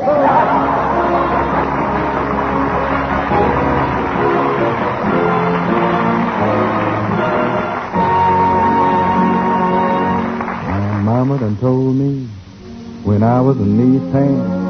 My mama done told me that she, son, a woman with sweet talk can give you the big eye. But when the sweet talking's done, a woman's a two-faced, all right, brother, or worrisome thing who leave you to sing the blues in the night. Right. Now the rains are falling here, the train are calling, ooh-wee. My mama done told me, hear that lonesome whistle blowing across the castle, ooh-wee. Yep, my mama done told me. Ah-hoo-wee, da-hoo-wee, oh, clickety-clacker, echoing back the blues in the night. The evening breeze will start the trees to crying, and the moon will hide its light. When you get the blues in the night, take my word, the mockingbird will sing the saddest kind of song. He knows things are wrong, and he's right. You know he's always right. From Natchez to Mobile, from Memphis to St. Joe, wherever the four winds blow. I've been in some big towns and heard me some big talk, but there is one thing I know. A woman's a two-faced, a worrisome thing who leave you to sing the blues in the night. Got the blues on my left, the blues on my right. The blues in the day, my mama was right. I've got those blues in the night.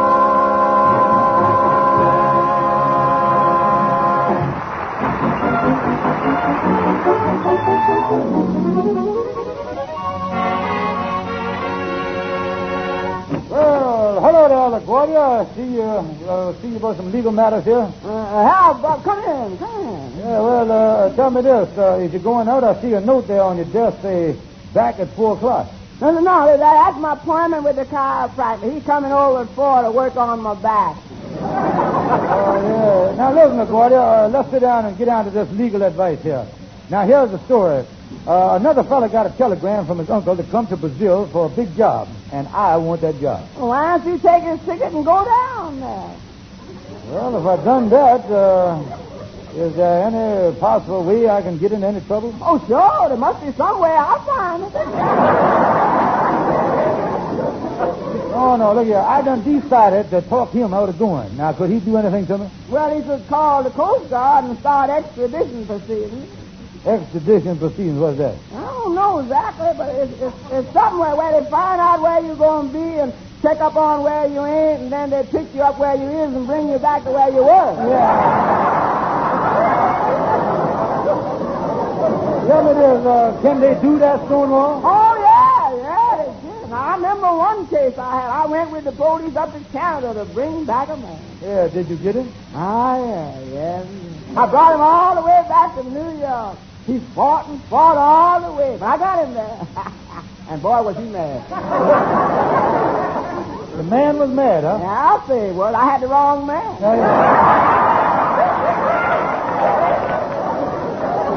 Well, Stonewall, again, I just been thinking here, the only thing for me to do in my case is to unsell the fella on going to Brazil.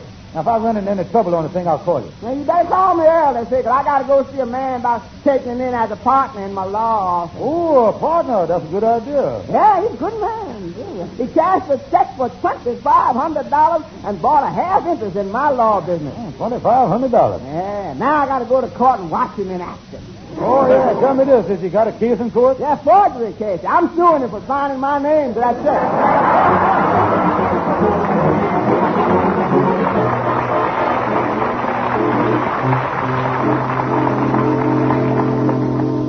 Come in, Kingfish. I'm getting all ready for my big trip to Brazil. Well, now, wait a minute, Anna. There's still a few little details that ain't been took care of yet before anybody leaves for dangerous country. What kind of details? Well, now, before you can leave, Andy, you got to get your inoculation shots. I'd say you'd be ready for surgery at 9 o'clock in the morning. Surgery? Oh, nothing to worry about. You might get over it. You just gotta go to the hospital and let the doctors give you them inoculations with them hypochondriac needles, you know what I mean? Well, wait a minute here. I don't want nobody jabbing me with no needles. Them needles hurt. No, Andy. When they plunges that needle into your arm, you don't even feel it. The needle? No, your arm, boy. Well, what is I got to have all these shots for? Brother Andy, you was traveling with purebred-blooded cattle, and they ain't taking no chances. Yeah, I don't want to mess up the cattle. But these shots you talking about has got me scared. Yeah, well, you got to have them, Andy. Going to Brazil, that's the law. The law reads that you got to have tetanus shots, typhoid, yellow fever, and the worst of all, of course, is the jaundice shot. Yeah, where do they shoot you for that? Usually in the left jaundice. Oh, no, that's where I fooled them. I had my jaundices cut out when I was a kid. Oh, I did. But I was going anyway, and I'm going to go home and pack up my stuff and catch the boat tonight. Yeah, well, tell you what to do, Andy. Give me your boat ticket, and I'll go over to see my doctor. Give me the ticket now. That's it. Okay. I'll have my doctor stamp it for you so you won't have to take the shot. Yeah, that's the stuff. Do that for me. There he is. There's the ticket. See you after a while. So long. Well, it didn't work. $200 a week. That's big dough. I was going to take that job myself. I was doing this land was good. I was going down and get on that boat. South America, open up them golden gates.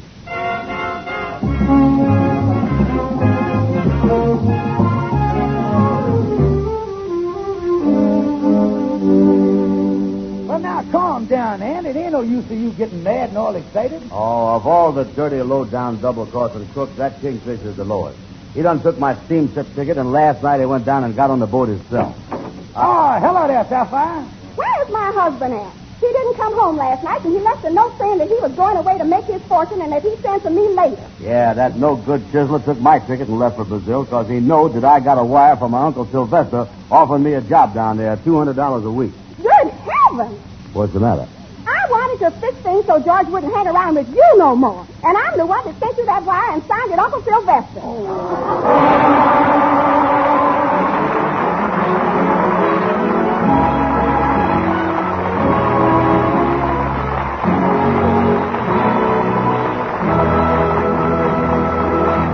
If you ever plan to motor west, travel my way, take the highway, that's the best. Get your kick on Route 66. It winds from Chicago to L.A. More than 2,000 miles all the way. Get your kick on Route 66. You go to St. Louis, Joplin, Missouri, Oklahoma City, look right at City, you'll see Amarillo. Gallup, New Mexico, Flagstaff, Arizona, don't forget Winona, Kingman, Bosco, San Bernardino, want you. Get hip to this time, let's get. When you make that California trip, get your kick on Route 66. Leaving for L.A., stopping here Hooray, gonna start today. Hey, hey, hey. Haven't got to worry, but I'm gonna hurry, 'cause we got a gal in town heading for that state. I hate to be late, so don't you hesitate, Jake. Can't wait. Won't you get hit? You drift to this time, let's hit. When you make that California trip, get your kick on Route 66. I'm happy as can be, so won't you come with me and take that righteous route?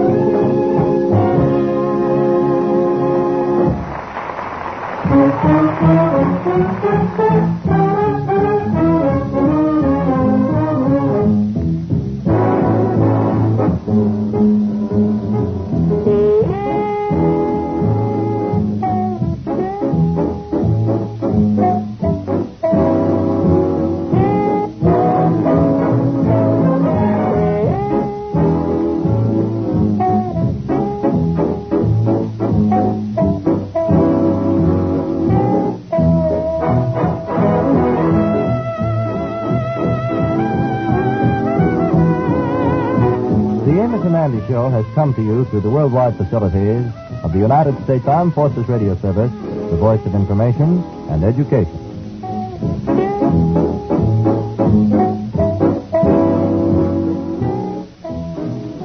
When you want a drink to cool your thirst, 7-Up's the one to reach for first. For satisfaction, 7-Up, 7-Up, 7-Up drives thirst away.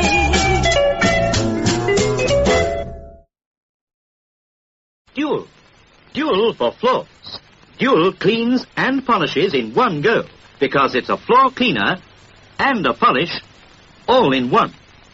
Dual, 2 and 6. I came across Mr. Ghibli in the meadow by the church. If I painted that spire once, he said, I painted it a dozen times. He offered me an apple pie. An artist needs inspiration, he explained. Golden short crust pastry, delicious apple filling, and just the right amount of sugar sprinkled on top. But then, when it comes to the little details, Mr. Ghibli does have an exceedingly good eye. And a meal with a Cape apple. Straight up. Cape apples make good eating. Crisp, juicy. Marvelous exercise for the old choppers. Go on, treat yourself. Live. Buy a bushel or two of Cape apples today. You can't lose. Once upon a time there was an engineer.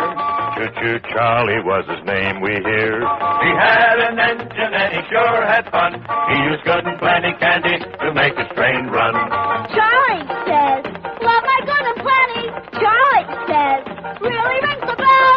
Charlie says, love my good and plenty. Don't know any other candy that I love so well.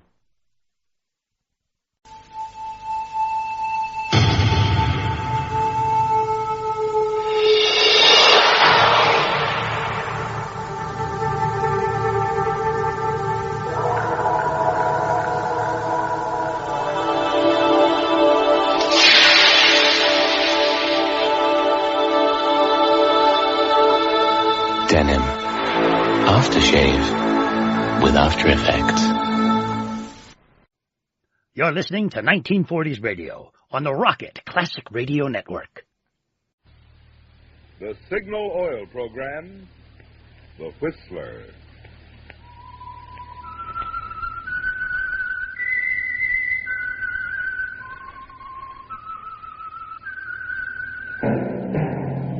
That whistle is your signal for the Signal Oil Program, The Whistler.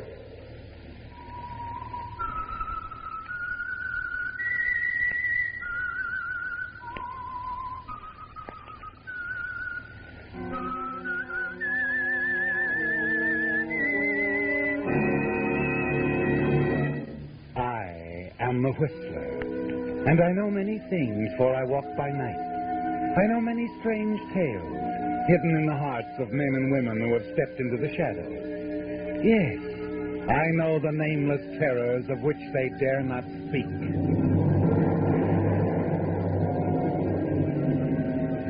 Yes, friends, it's now time for the Signal Oil Program, The Whistler, rated tops in popularity for a longer period of time than any other West Coast program in radio history. And here's an important announcement for Whistler fans in California only.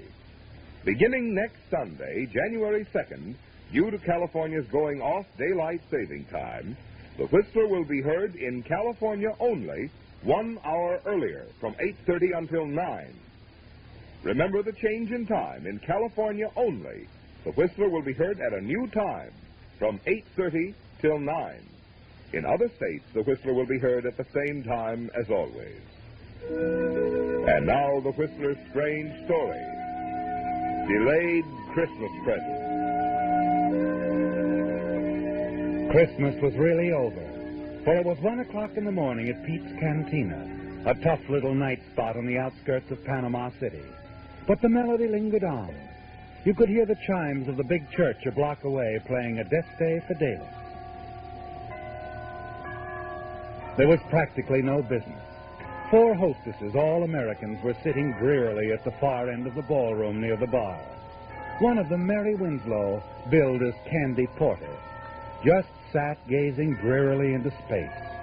thinking bitterly of a past from which for a while there had seemed no escape. But for 5 months now, she'd been relatively safe. No one had been around asking any questions. As Candy Porter, blues singer, Mary Winslow had found a kind of security, not a happy security, for she was far away from home. And as the chimes became silent, Mary wondered if it was worthwhile. Her reverie was broken up as she looked up and saw Spanish Pete, the fat, greedy owner of the cantina, approaching her table. Candy, look, there's an American gentleman just came in. He wants to buy you some champagne. Champagne, you hear Please, that? Pete, not tonight. It's Christmas. I'd rather be alone if you don't mind. I do mind. Look. All right. Let him spend his money on champagne. Now you're smart, baby. Here he comes. You turn and see the tall, heavy-set American approach. Suddenly you become tense. You recognize the type, don't you? After a year of running away, you've learned to spot his kind in a moment. You fight to remain calm as he reaches your table. Sit down, Mr. Fontaine. Sit down. Sure you don't mind, Miss Porter? Of course not. Thanks. In that case, I guess I will. I'll go get the champagne. I keep him on ice.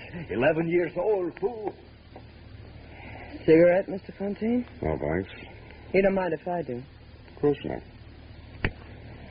Light? Thanks. Strange, spending Christmas so far away from home. Mm-hmm. How come? Business. Important business. Couldn't it wait? No. This business means a lot to the people I work for. Well, here's what you say, bubble water. From Marseille, 13 years old. You said 11. That was from Le Havre. This is even better. Now I put him back in the ice. You want some more? You just call Pete. I got another one on ice just like him. Well, I guess it's kind of late to wish you a Merry Christmas, Miss Porter. So I guess I'd better just say season's greetings. Anyway, here's luck. Here's hoping you find whatever you came here after. I've already found what I came after. I'm glad. I hope you will be. Why shouldn't I be? Because I came after you, Mary Winslow.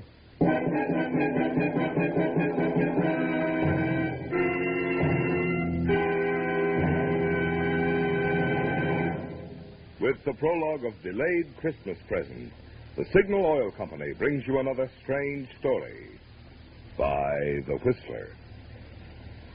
But now, since this is Christmas weekend, I want to thank you for inviting us of the Whistler cast into your home on this special occasion. During the 6 consecutive years that the Whistler has been broadcast by Signal Oil Company, many of us have had the pleasure of celebrating Christmas with many of you a number of times. And believe me, we feel it a real honor that you consider us a part of your entertainment family. Tonight, on behalf of Signal Oil Company and the independent signal dealers who serve the states of California, Oregon, Washington, Idaho, Nevada, and Arizona, I want to say, we hope that your Christmas has been a merry one. May your new year be filled with peace, prosperity, and the good health with which to enjoy these blessings. And now back to the Whistler.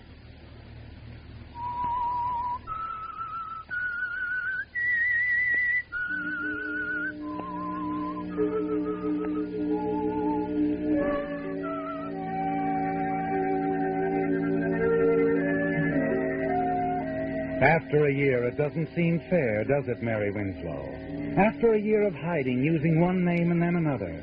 After 5 bitter months of singing at Pete's Cantina as Candy Porter, blues singer, this man Fontaine has come to take you back to the States, to face the consequences of one horrible night. You're sure he's a detective. He couldn't be anything else. You can't run again. There's no place you could go. You've only one card left.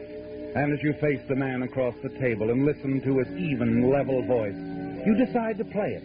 If you play it carefully, it might be an ace. I think you know why I'm here. We're leaving in the morning for Los Angeles, Miss Winslow. Like the billing says, my name is Candy Porter. I know what the billing says. I know what it said in Brooklyn when you were billed as Doris Trent, in Denver when you were billed as Gladys James.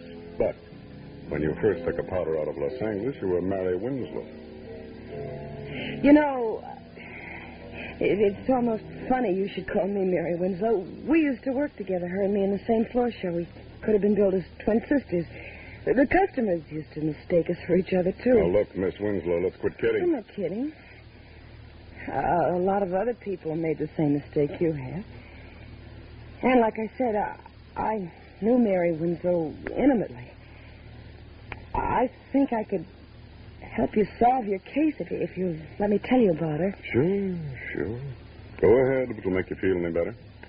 Thanks. You see, Mary Winslow was really just a good kid that got a bad break. In love with a swell guy and scared to death of a hoodlum. She told me all about it. It's quite a story. I'll bet it is.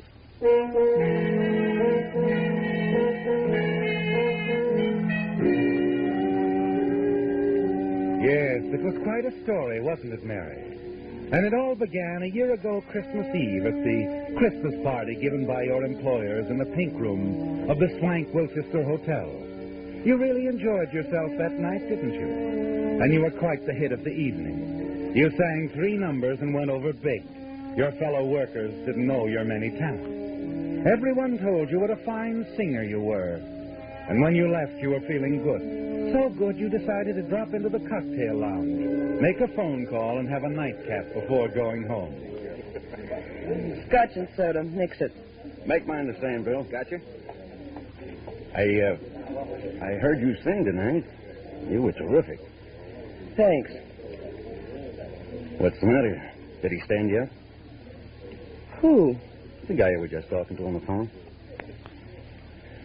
No, I guess he didn't stand you up. Didn't he? And he's on his way here right now. Yep, that's the answer. Lucky guy. Hey, I close. Oh, take it out of here, Bill. Now, look here, Oh, mister. take it easy. It's practically Christmas.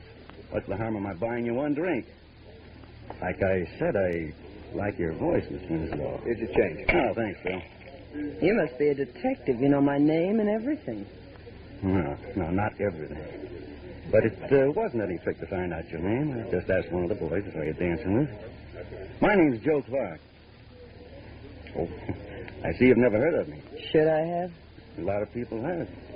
Most of the boys and girls around the night spots know me. Well, then that accounts for my ignorance. You see, I seldom haunt the night spot. Well, you should. With a voice like yours, you could be packing them in a good nightclub. Oh, now I get it. You're a professional talent scout, and you want to get me into the movies.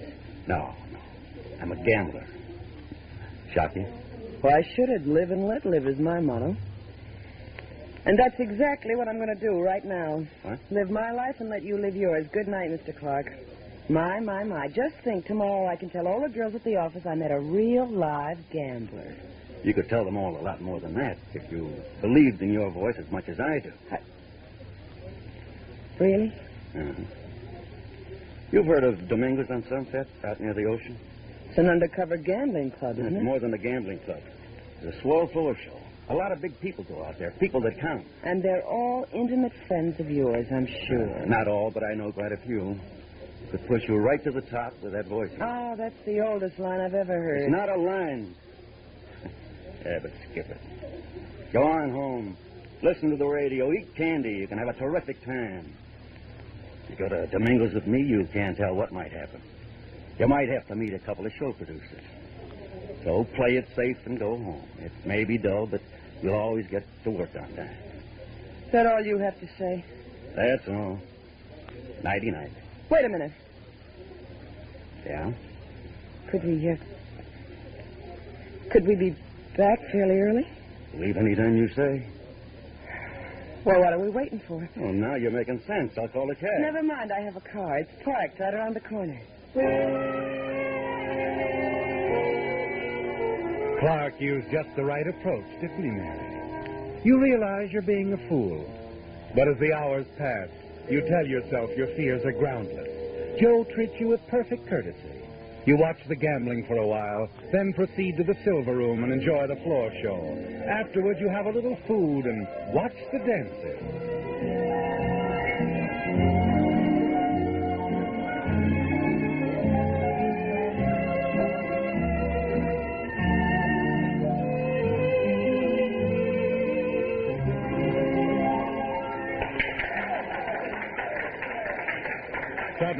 had enough. Joe, do you mind if we leave now? I said we'd leave any time you said. What hit you? The music? Yeah, I guess that's it. Another guy? Another guy. My fiancé. What happened to him? He's in the Philippines. Research. Chemist? Dr. Frank Wilson, M.D. That was his car we drove out here in. He told me to keep it warm for him. Well, too bad. We could have had a lot of fun. Well, shall we go?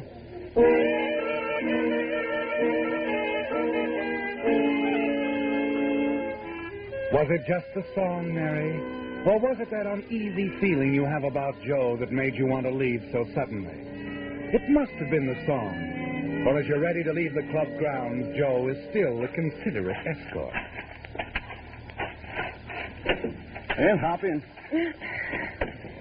Oh, unless you want me to drive. I'll drive unless you mind too much. No, I don't mind. Probably be safer, too.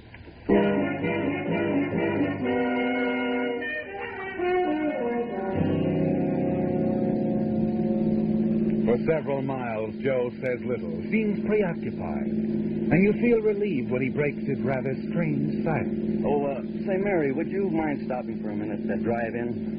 All of a sudden, I have an awful headache. Maybe I can get some aspirin. I doubt it, but we'll give it a try. You can keep the motor running while I'm gone. I'll only be gone a few seconds. Okay. I'm dreaming of a white Christmas.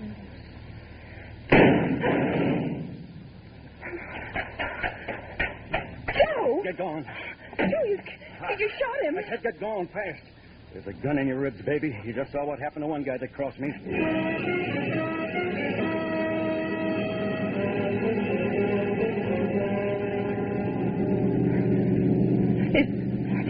Is he dead? I don't know. Oh, you. Oh, why was I such a fool? Right at the next corner. Car's been tailing us for the last half. I'm glad. I hope it's a prowl car to save me the trouble of phoning the police.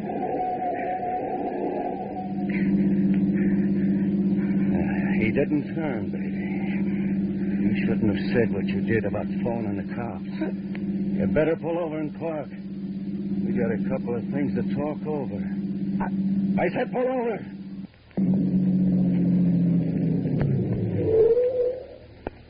Yeah, that's better. Please, Joe, don't kill me. I know you can do it easy, but I'll never talk about tonight. That's the way you feel now. An hour from now, you'll feel... Oh, no, I won't. On my word of honor. I'm making a deal with you, Joe. I'm trading you my silence for my life. I swear I won't talk about it ever. Okay, I'll take a chance. You drove the getaway car, so we're partners now anyway. We're going to have a lot of fun together, you and me. Now, how about dropping me off at my place? Tell me where to go. I live about 6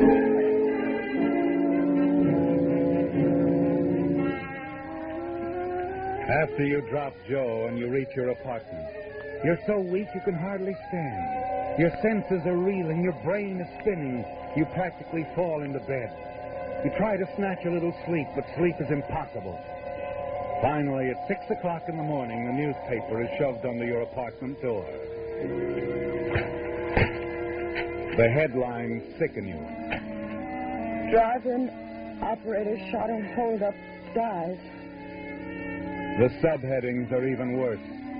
Unidentified man and woman seen fleeing from scene of crime in dark green 47 model Chevrolet.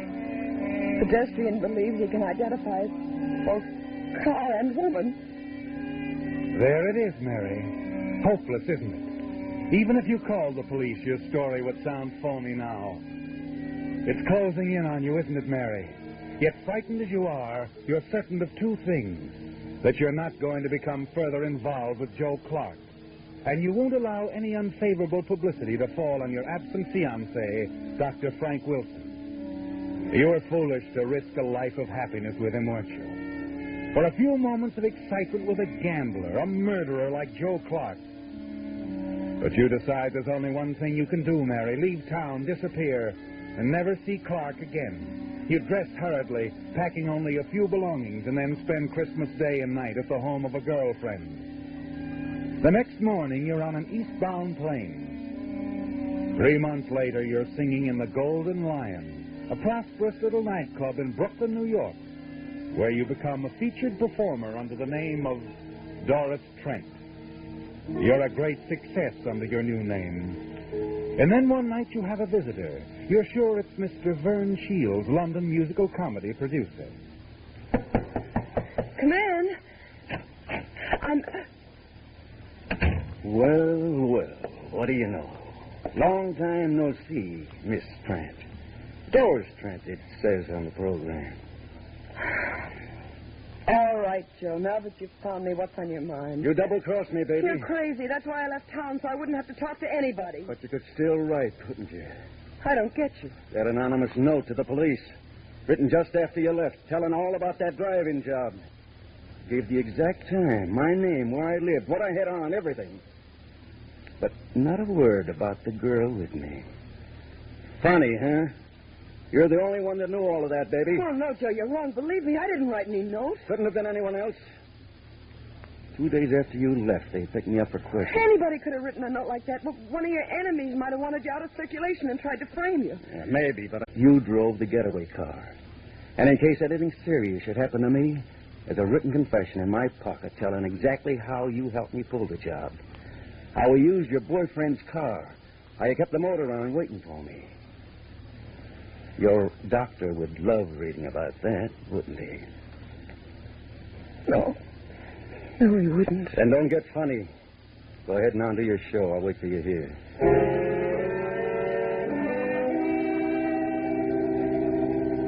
You start down the hallway toward the powder room off stage. Suddenly you realize what a fool you've been. But you're not going to keep on being a fool, are you, Mary? Not with that wall telephone just 5 steps ahead of you. Operator. Oh, operator. Get me police headquarters. Better quick. hang up quick, babe, and I mean quick. You should have looked around before you called. I had a hunch you'd try to double-cross me. Now I know for sure who wrote that note to the cops. Oh, I didn't, Joe. You just tried to call him, didn't you? All of a sudden, I've lost interest in getting married. We're just going for a little ride. Come on, babe, start walking. No, Joe. I'm not moving a foot, not an inch. If I have to be shot, I'll take it right here. Let go of my arm. What's going on here? Something wrong, Doris? This guy bothering you? Yes, he is. He wants to date me. Tell him to leave, will you, Eddie? Maybe I'd better take him into the office and call the cops. No. Thanks, Eddie. There's no need for that. He's just another wolf. Tell him to leave. That's good enough. You heard what the lady said, Bud. Start traveling. Okay, chum. Anything you say. I'll see the lady later. We parked right across the street. Miss Trent. You should have let me call the cops. I would have if he hadn't had you covered with his gun. Oh? Thanks, kid. Eddie, I gotta get out of town fast. After what you just did for me, that's a cinch. Grab some clothes while I phone my wife I'm bringing you home. We'll go out the rear entrance. My car's on the lot next door. Tomorrow I'll call a friend of mine in Denver. He'll put you to work right away. You better change your name, though. That'll be easy. I'm getting used to it.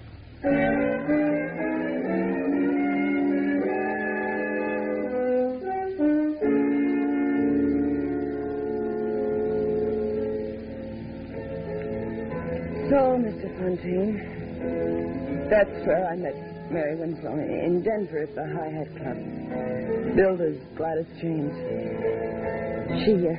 She roomed with me about 2 months, and then she left, just like that, one night when a waiter told her some guy wanted to interview her for a magazine. That's the last I ever saw of her. That's the end of the story? That's the end. And Mary Winslow told you all this? Well, we were very close friends. Well, so you were.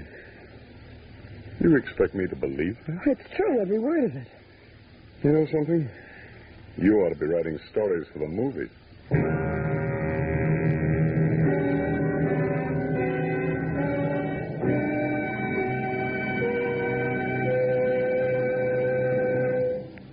Whistler will return in just a moment with the strange ending to tonight's story. Now that Christmas shopping is out of the way for another year, most of us are figuring ways to get our badly stretched budgets back into shape, which makes now a mighty appropriate time to talk about Signal, the famous Go Farther gasoline.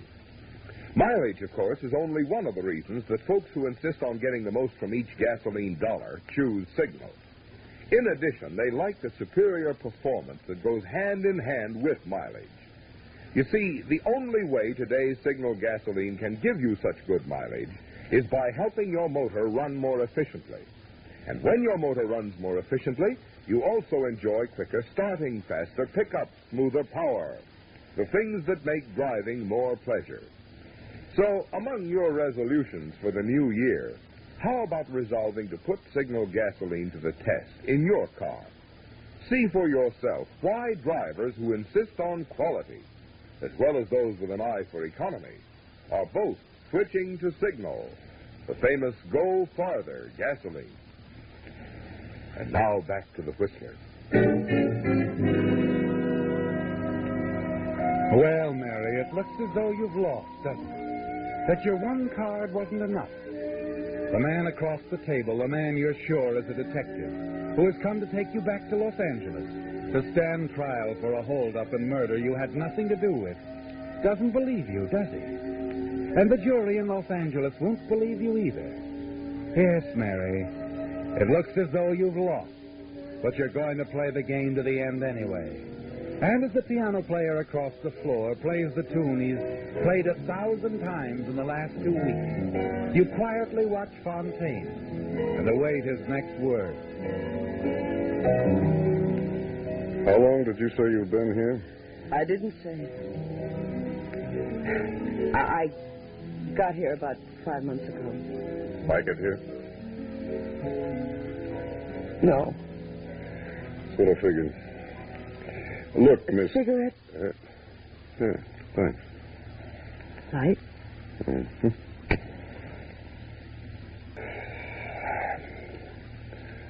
Thanks again, Miss Porter. What? Did you say Miss Porter? That's what you said your name was, didn't you? That's what the billing says, too, isn't it? Oh, thanks, Mr. Fontaine. Thanks for believing me. There's just one thing I'd like to ask you, Miss. Ask me anything. Knowing Miss Winslow as well as you do you think she might come back to Los Angeles sometime and sort of clear things up? I think she might. Someday. You see, a girl like Mary Winslow gets to feel kind of soiled after working around in joints like this. She'd probably want to spend a little time maybe out in the desert, in the sunshine. Sort of freshening up before anybody she cared about. Yeah.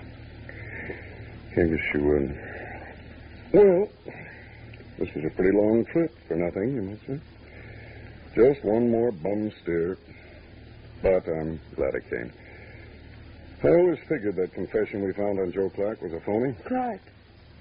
Is Joe Clark in jail? He's dead. The Brooklyn police got him one night about 5 months ago.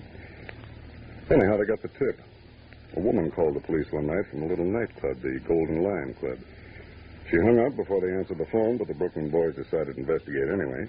One of them spotted Clark parking the car across the street, and he got trigger happy, and that was that. Joe Clark. Finished. Well, Miss Porter, if you ever run into Mary Winslow... I'll tell her all about the Christmas present I got from a swell cop named Fontaine. I'm not a cop, Miss Porter. You're not? Then who are you? I'm a private investigator, working for a guy named Wilson. Dr. Frank Wilson. Frank Wilson? That's right. He's in love with Mary Winslow. Doesn't care where she's been. Just wants her to come back and marry him. Well, so long, Miss Porter, and Happy New Year. Mr. Fontaine. Yes? Do you think you could arrange for me to go back to the States with you? I guess I could. I was figuring on taking one lady back. Are you going on through to Los Angeles? Not for a while. I'd kind of like to spend a little time in the country somewhere. But I think maybe before next Christmas. Well, I think I'll find Mary Winslow again.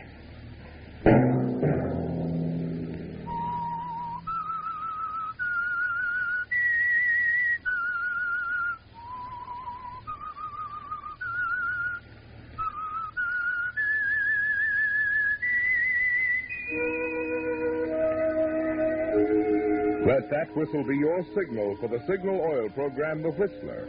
Now let me repeat an important announcement for Whistler fans in California only. Beginning next Sunday, January 2nd, due to California's going off daylight saving time, The Whistler will be heard in California only 1 hour earlier from 8:30 until 9. Remember the change in time in California only. The Whistler will be heard at a new time from 8:30 till 9. In other states, The Whistler will be heard at the same time as always.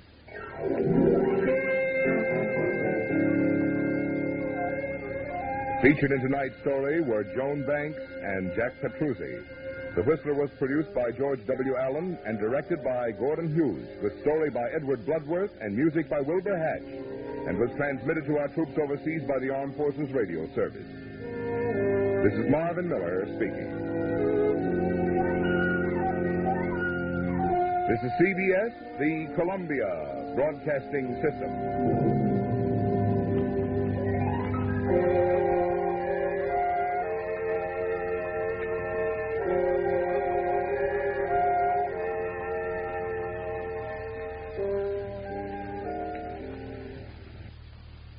Standing in a bus queue, Sitting in the traffic, letting other people plan the way you go. It's time you broke away.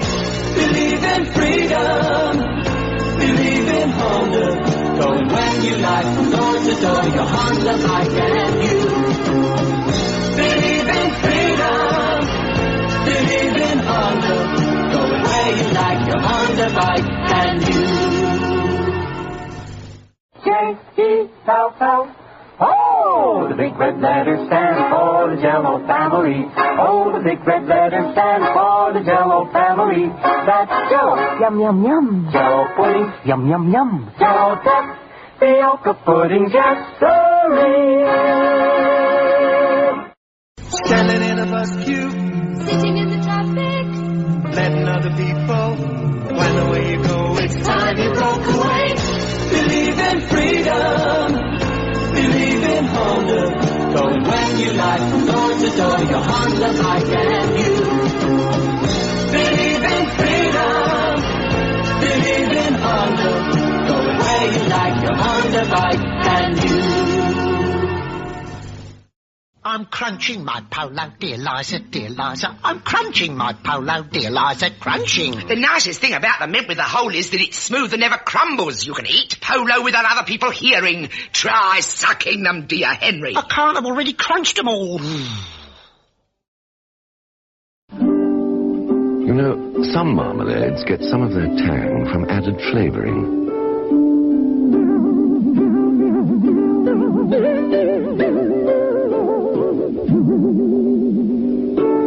While Robertson's Golden Shred gets all of its tang from Seville oranges. What would you rather have for breakfast?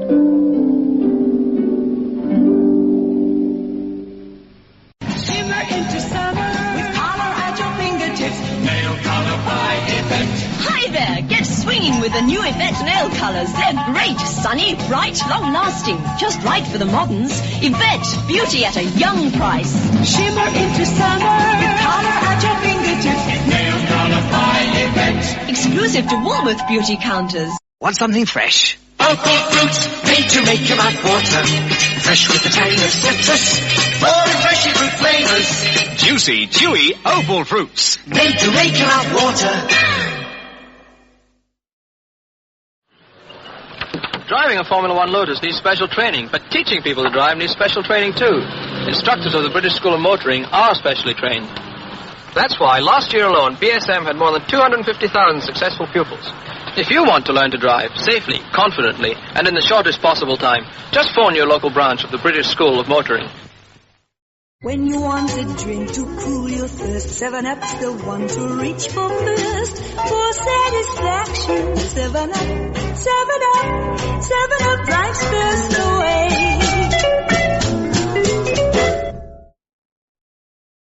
This cord is stronger than steel.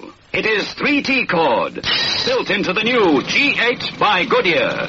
It gives more protective strength. The new multi-bladed thread has a wraparound shoulder design for greater grip, improved steering and cornering. It is built with tufts-in non-skid rubber to give more mileage, extra skid resistance. Remember the name and insist on the new G8 by Goodyear. Compare Square Deal Surf with any other leading detergent and see how much more powder you get. Buy Square Deal Surf and get 18% more powder. 18% more whitewashing. You're listening to 1940s Radio on the Rocket Classic Radio Network. It's time for My Favorite Husband, starring Lucille Ball.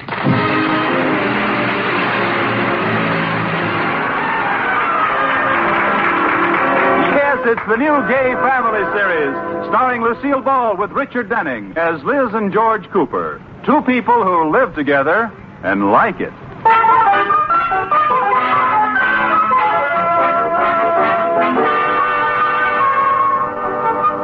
As we look in on the Cooper household, it's a bright, sunshiny morning. Outside, the birds are singing. And inside, Liz Cooper is singing, too. Here comes the bride, here comes the bride. Now, you may think this is an odd song to sing in the morning, but this isn't just any morning. It's the Coopers' 10th wedding anniversary. And just thinking of being married to George for 10 whole years makes Liz feel like singing. Da, da, da, da. Oh, good morning, Katie. Good morning, Mrs. Cooper. What are you so happy about? Don't you know what day this is, Katie? Yes, it's Friday. No, it's something much more special than that. Oh, of course. This is the day they collect the garbage. Oh, Katie. Today is my wedding anniversary. George has been my favorite husband for 10 years. Oh, Mrs. Cooper, it hasn't been 10 years. Well, not exactly. It's really been 9 years, 11 months, 29 days, 22 hours, and 45 minutes. I knew it wasn't 10 years.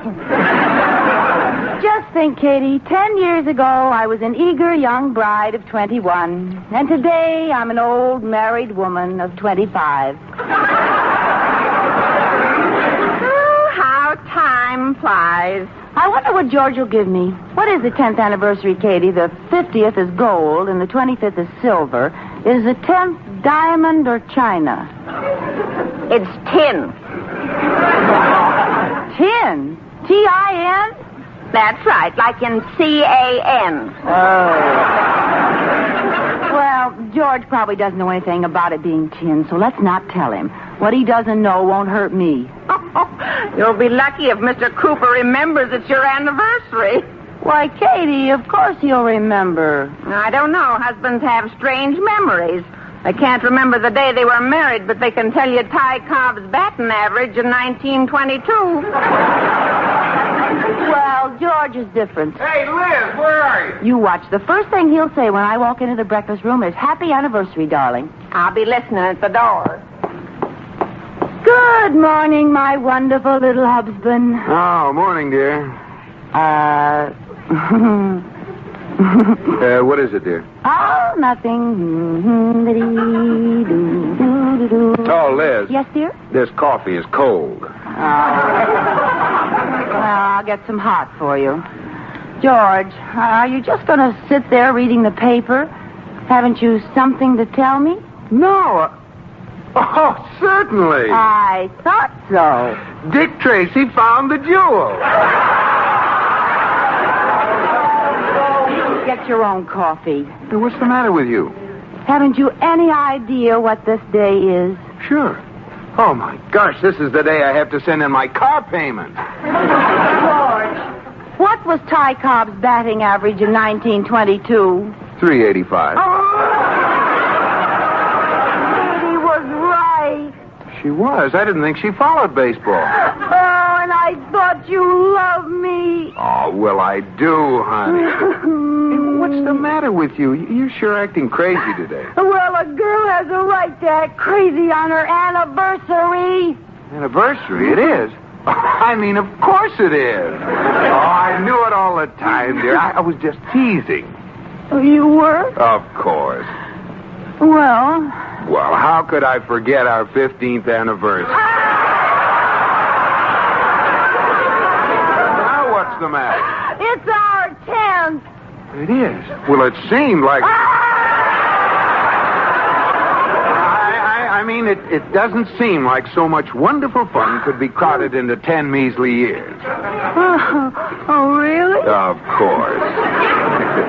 And if you don't believe I remembered our anniversary, look here in this little memo book of mine. There, what does that say? It says, buy anniversary present for Liz. See? Oh, George, you did remember. How could I forget the luckiest day of my life? Say, what are you supposed to give on the 10th anniversary anyway? Don't you know? No. Well, then I do. What is it? Lead? Pewter? No. Diamond wristwatches. Never heard of that. Well, you wouldn't want to give me just plain old diamonds. They have to be in something. So it might as well be a wristwatch. Liz, I don't have the money to buy you a diamond wristwatch. Well, how about just diamonds? How about just the wristwatch? Well, okay. I'll see if I can find a tin one. Oh, you knew it all the time. Honey, I'm afraid we'll have to buy each other inexpensive little gifts. We'll put a limit on it. All right, George. After all, it's the thought that counts. Shall we say $50? Shall we say $5? Well, let's compromise. I'll spend $5 for your present, and you spend $50 for mine. Sorry, spendthrift. $5 is the limit. Hey, it's getting late. I've got to get down to the bank. Isn't it funny, George? You work at the bank with all that money around, and yet you can only spend $5 for your... Goodbye, George. Goodbye, Liz. Happy anniversary. Happy Annie. Katie, here I am. Well, he remembered, didn't he? He had it written down in his book. I can't argue with that. I guess he remembered all right. Now, let's see. I have to buy him a present under the $5 limit. Where can I get $5? I think something's burning in the kitchen. Katie, come here. How much do you need, Mrs. Cooper? Well, I have a little saved. If you'll owe me $4.50, I can make it. I've only got $2.50. I'll take it. But that only makes $3. Well, it works out. Don't you see? He gives me a $5 present. I give him a $3 tie, and he owes me $2. Oh?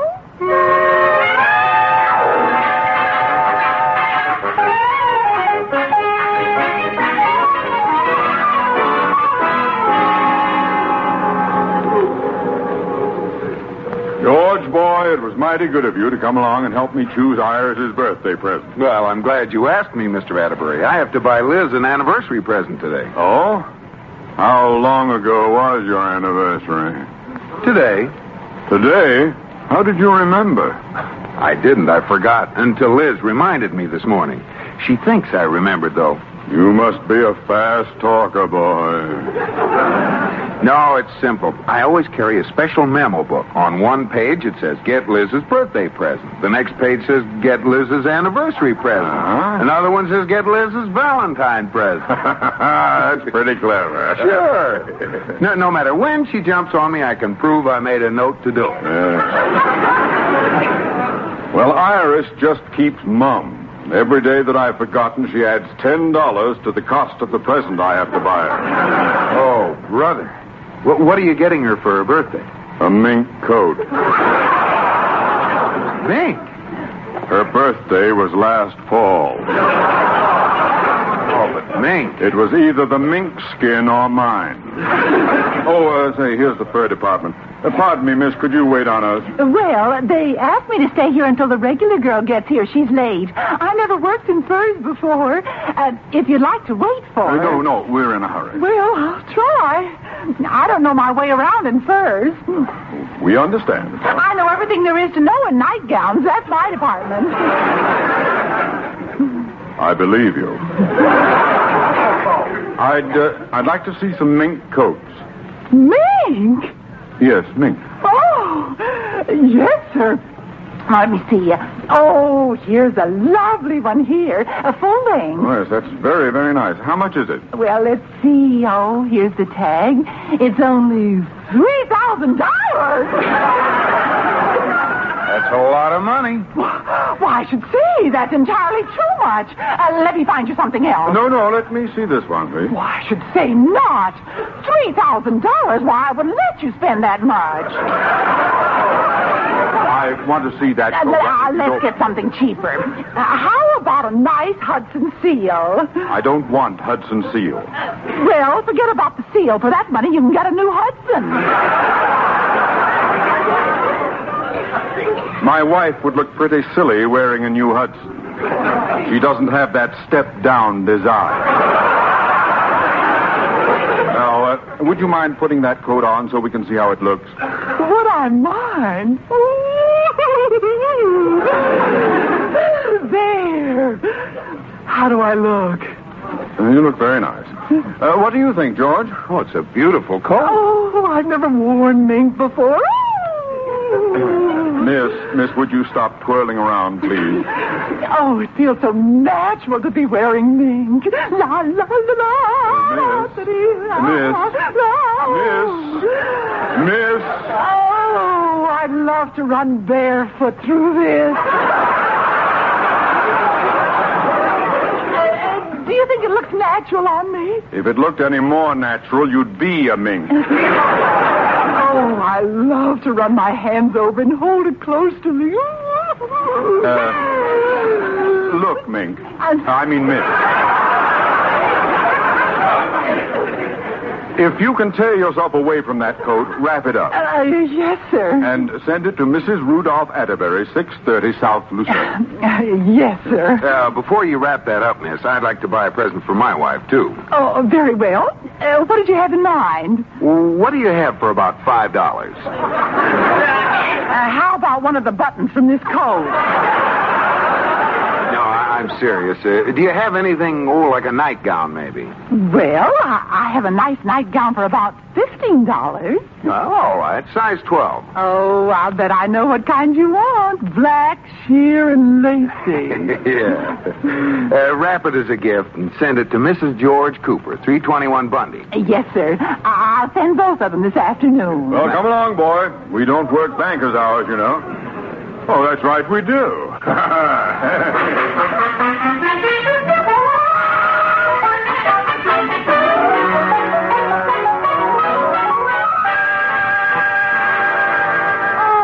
I can't wait. What do you think George will give me for my anniversary? I don't know, Mrs. Cooper. What can he get for $5? Yeah, that's right. All I could find for him was a belt. Well, that's practical. Well, if he doesn't spend more than $5 on me, I'll really give him a belt. And I won't say Hickok on it either. Look, Mrs. Cooper, in front of the house, a delivery truck. Oh, it's my present. I know it is. See, the driver's getting it from the back of the truck. Oh, that's an interesting-looking package he's bringing in. It looks like it could be a dress or a robe. I'll get it. Package for Mrs. George Cooper. Oh, thank you. What is it? I don't know. It's wrapped so beautifully I can't bear to open it. Oh, go ahead. Well, I should wait till George comes home. Yes, I'll wait. Well, I'll just take a teensy peek in one corner. Good.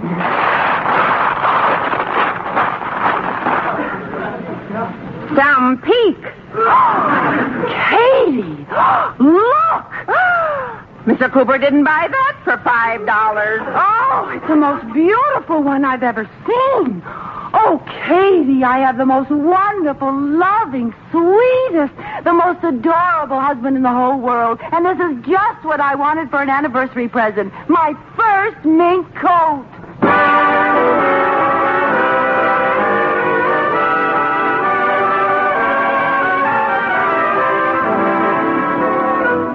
Liz Cooper has just had the biggest surprise of her life. Right now, Mr. Atterbury is letting George off in front of his house. Good night, Mr. Atterbury. I hope Iris likes the mink coat. She will. I hope Liz is satisfied with that nightgown. Oh, she'll love it. I'll bet she's opened it already. Night. Good night.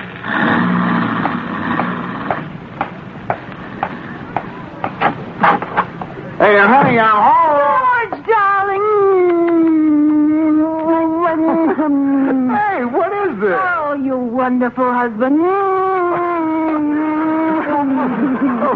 I love it, but what's it all about, honey? Oh, my present came this afternoon. Well, honey, I'm glad you like it. Like it? I almost lost my mind over it. But, George, all that money. Oh, well, so I went a little over the limit. A little over? Oh, George. You liked it, huh? I put it on right away. No. Yes, I was so eager to show it off, I wore it down to the market. You wore it to the market? You mean you wore that to the... Oh, I know it isn't the thing to wear shopping, but I just couldn't resist. Didn't people stare at you? They couldn't keep their eyes off me. Oh, George, you should have seen everybody. That cute little cashier wouldn't let me alone till I took it off and let her try it on.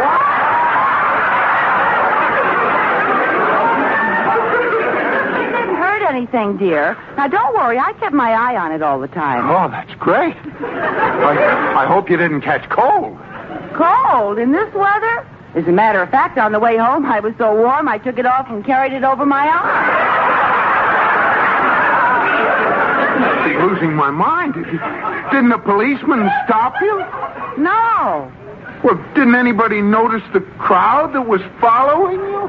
Why should a crowd follow me just because I was carrying my new mink coat? Liz, when you walked down...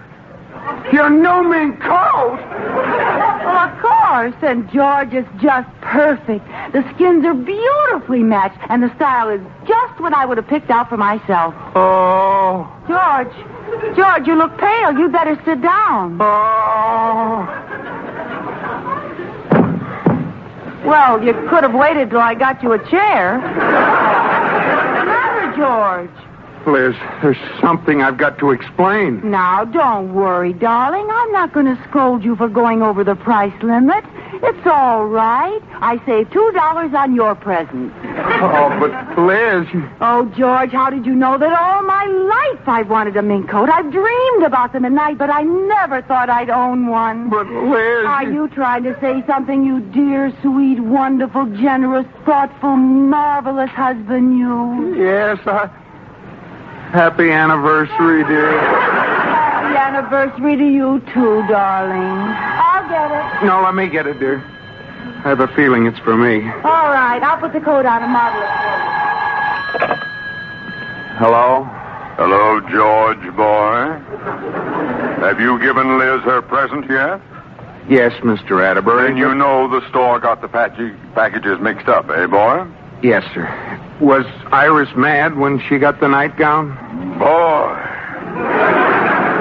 Not only is she furious that she didn't get the mink coat, but she's not the black lace nightgown type. She's a long flannel girl.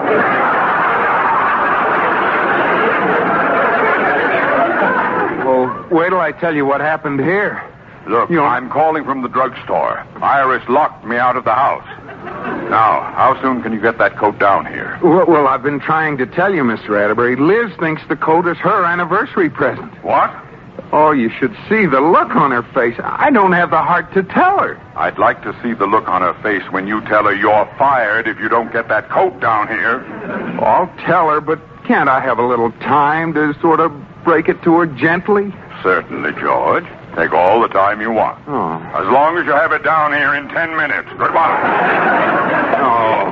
Where are you, dear? Oh, well, how do you like your wife in a mink coat? Pretty, huh? Oh, no. They didn't send that one, did they? Why? What do you mean? Oh, that isn't the one I bought. I wouldn't have you seen in that cheap old thing. Oh, come on, take it off. I'll send it back. Well, George, you're the luckiest man in the world because I like this one. Think of all the money you'll save. Yeah. Let's go someplace. I want to show the coat off. I know. Let's go call on the Atterbury. Oh, no. Why not? Well, it isn't insured. It isn't safe to wear it out. Oh, well, then I'll call up and invite them over here. No. Let's just spend a quiet evening at home, dear. Oh, I don't want to stay home. I'll get it. I wonder how my new hat would look with this coat. Yes, Mr. Atterbury? Where are you, boy? You haven't given me any time, but besides, she won't take the darn thing off. Well, make her take it off. Turn the heat up. Hit her over the head. Chloroform. I don't care wait a minute. That turning the heat up might do it. I'll put it up to 110 degrees. You just wait there. You'll have your coat. Wait here, nothing. I'm coming to your house. Now, please. I'll stand under the dining room window. If you don't hand that coat out to me in 15 minutes, I'll come in and tell Liz the truth. I'll have it, Mr. Atterbury. I'll turn the heat up right now.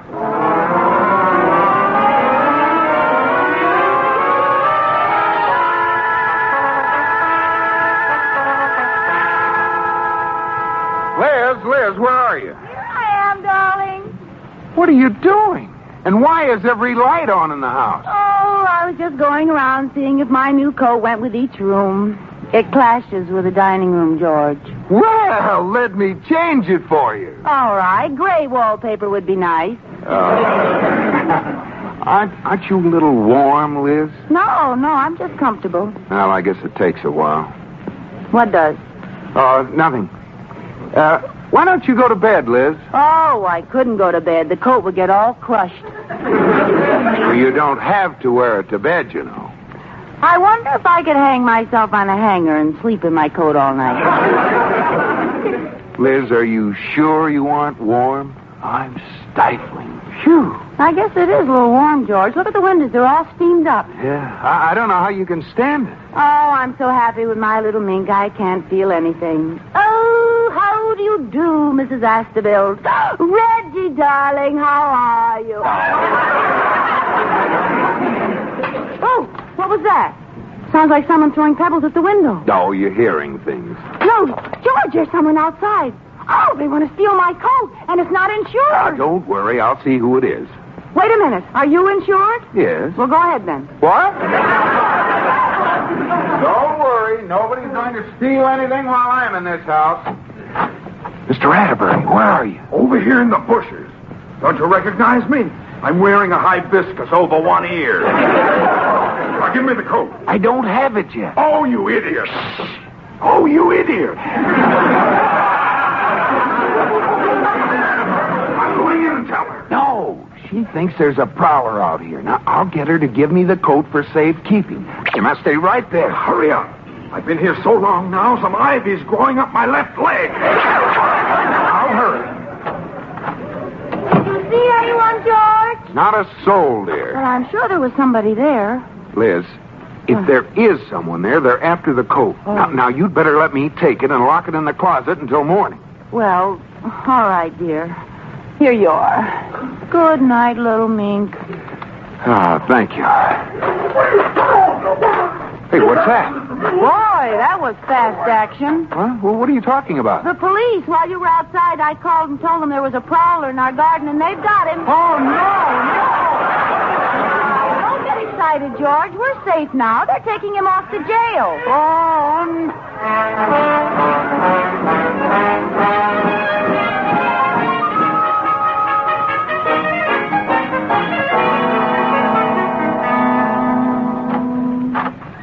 Oh, hello, Mrs. Cooper. Is George home yet, Katie? No, he called a few times, though. Well, I'm glad he isn't here. Katie, I felt awful about George buying me that beautiful coat when I had practically nothing for him, so, well, I made a compromise, and I bought him a wonderful present. Liz! Oh, George, I've been waiting for you. Liz, I have no time to waste. I have to tell you something. Not until I give you your anniversary present, dear. It's a day late, but I think you'll like it. Here. Why, Liz, that's the most beautiful watch I've ever seen. It's platinum, George. And it tells everything. The hour, the minute, the second, the day, the year, and the phases of the moon. Oh, Liz, honey. Oh, gee, it makes me feel like a heel to tell you this now, but, well, that mink coat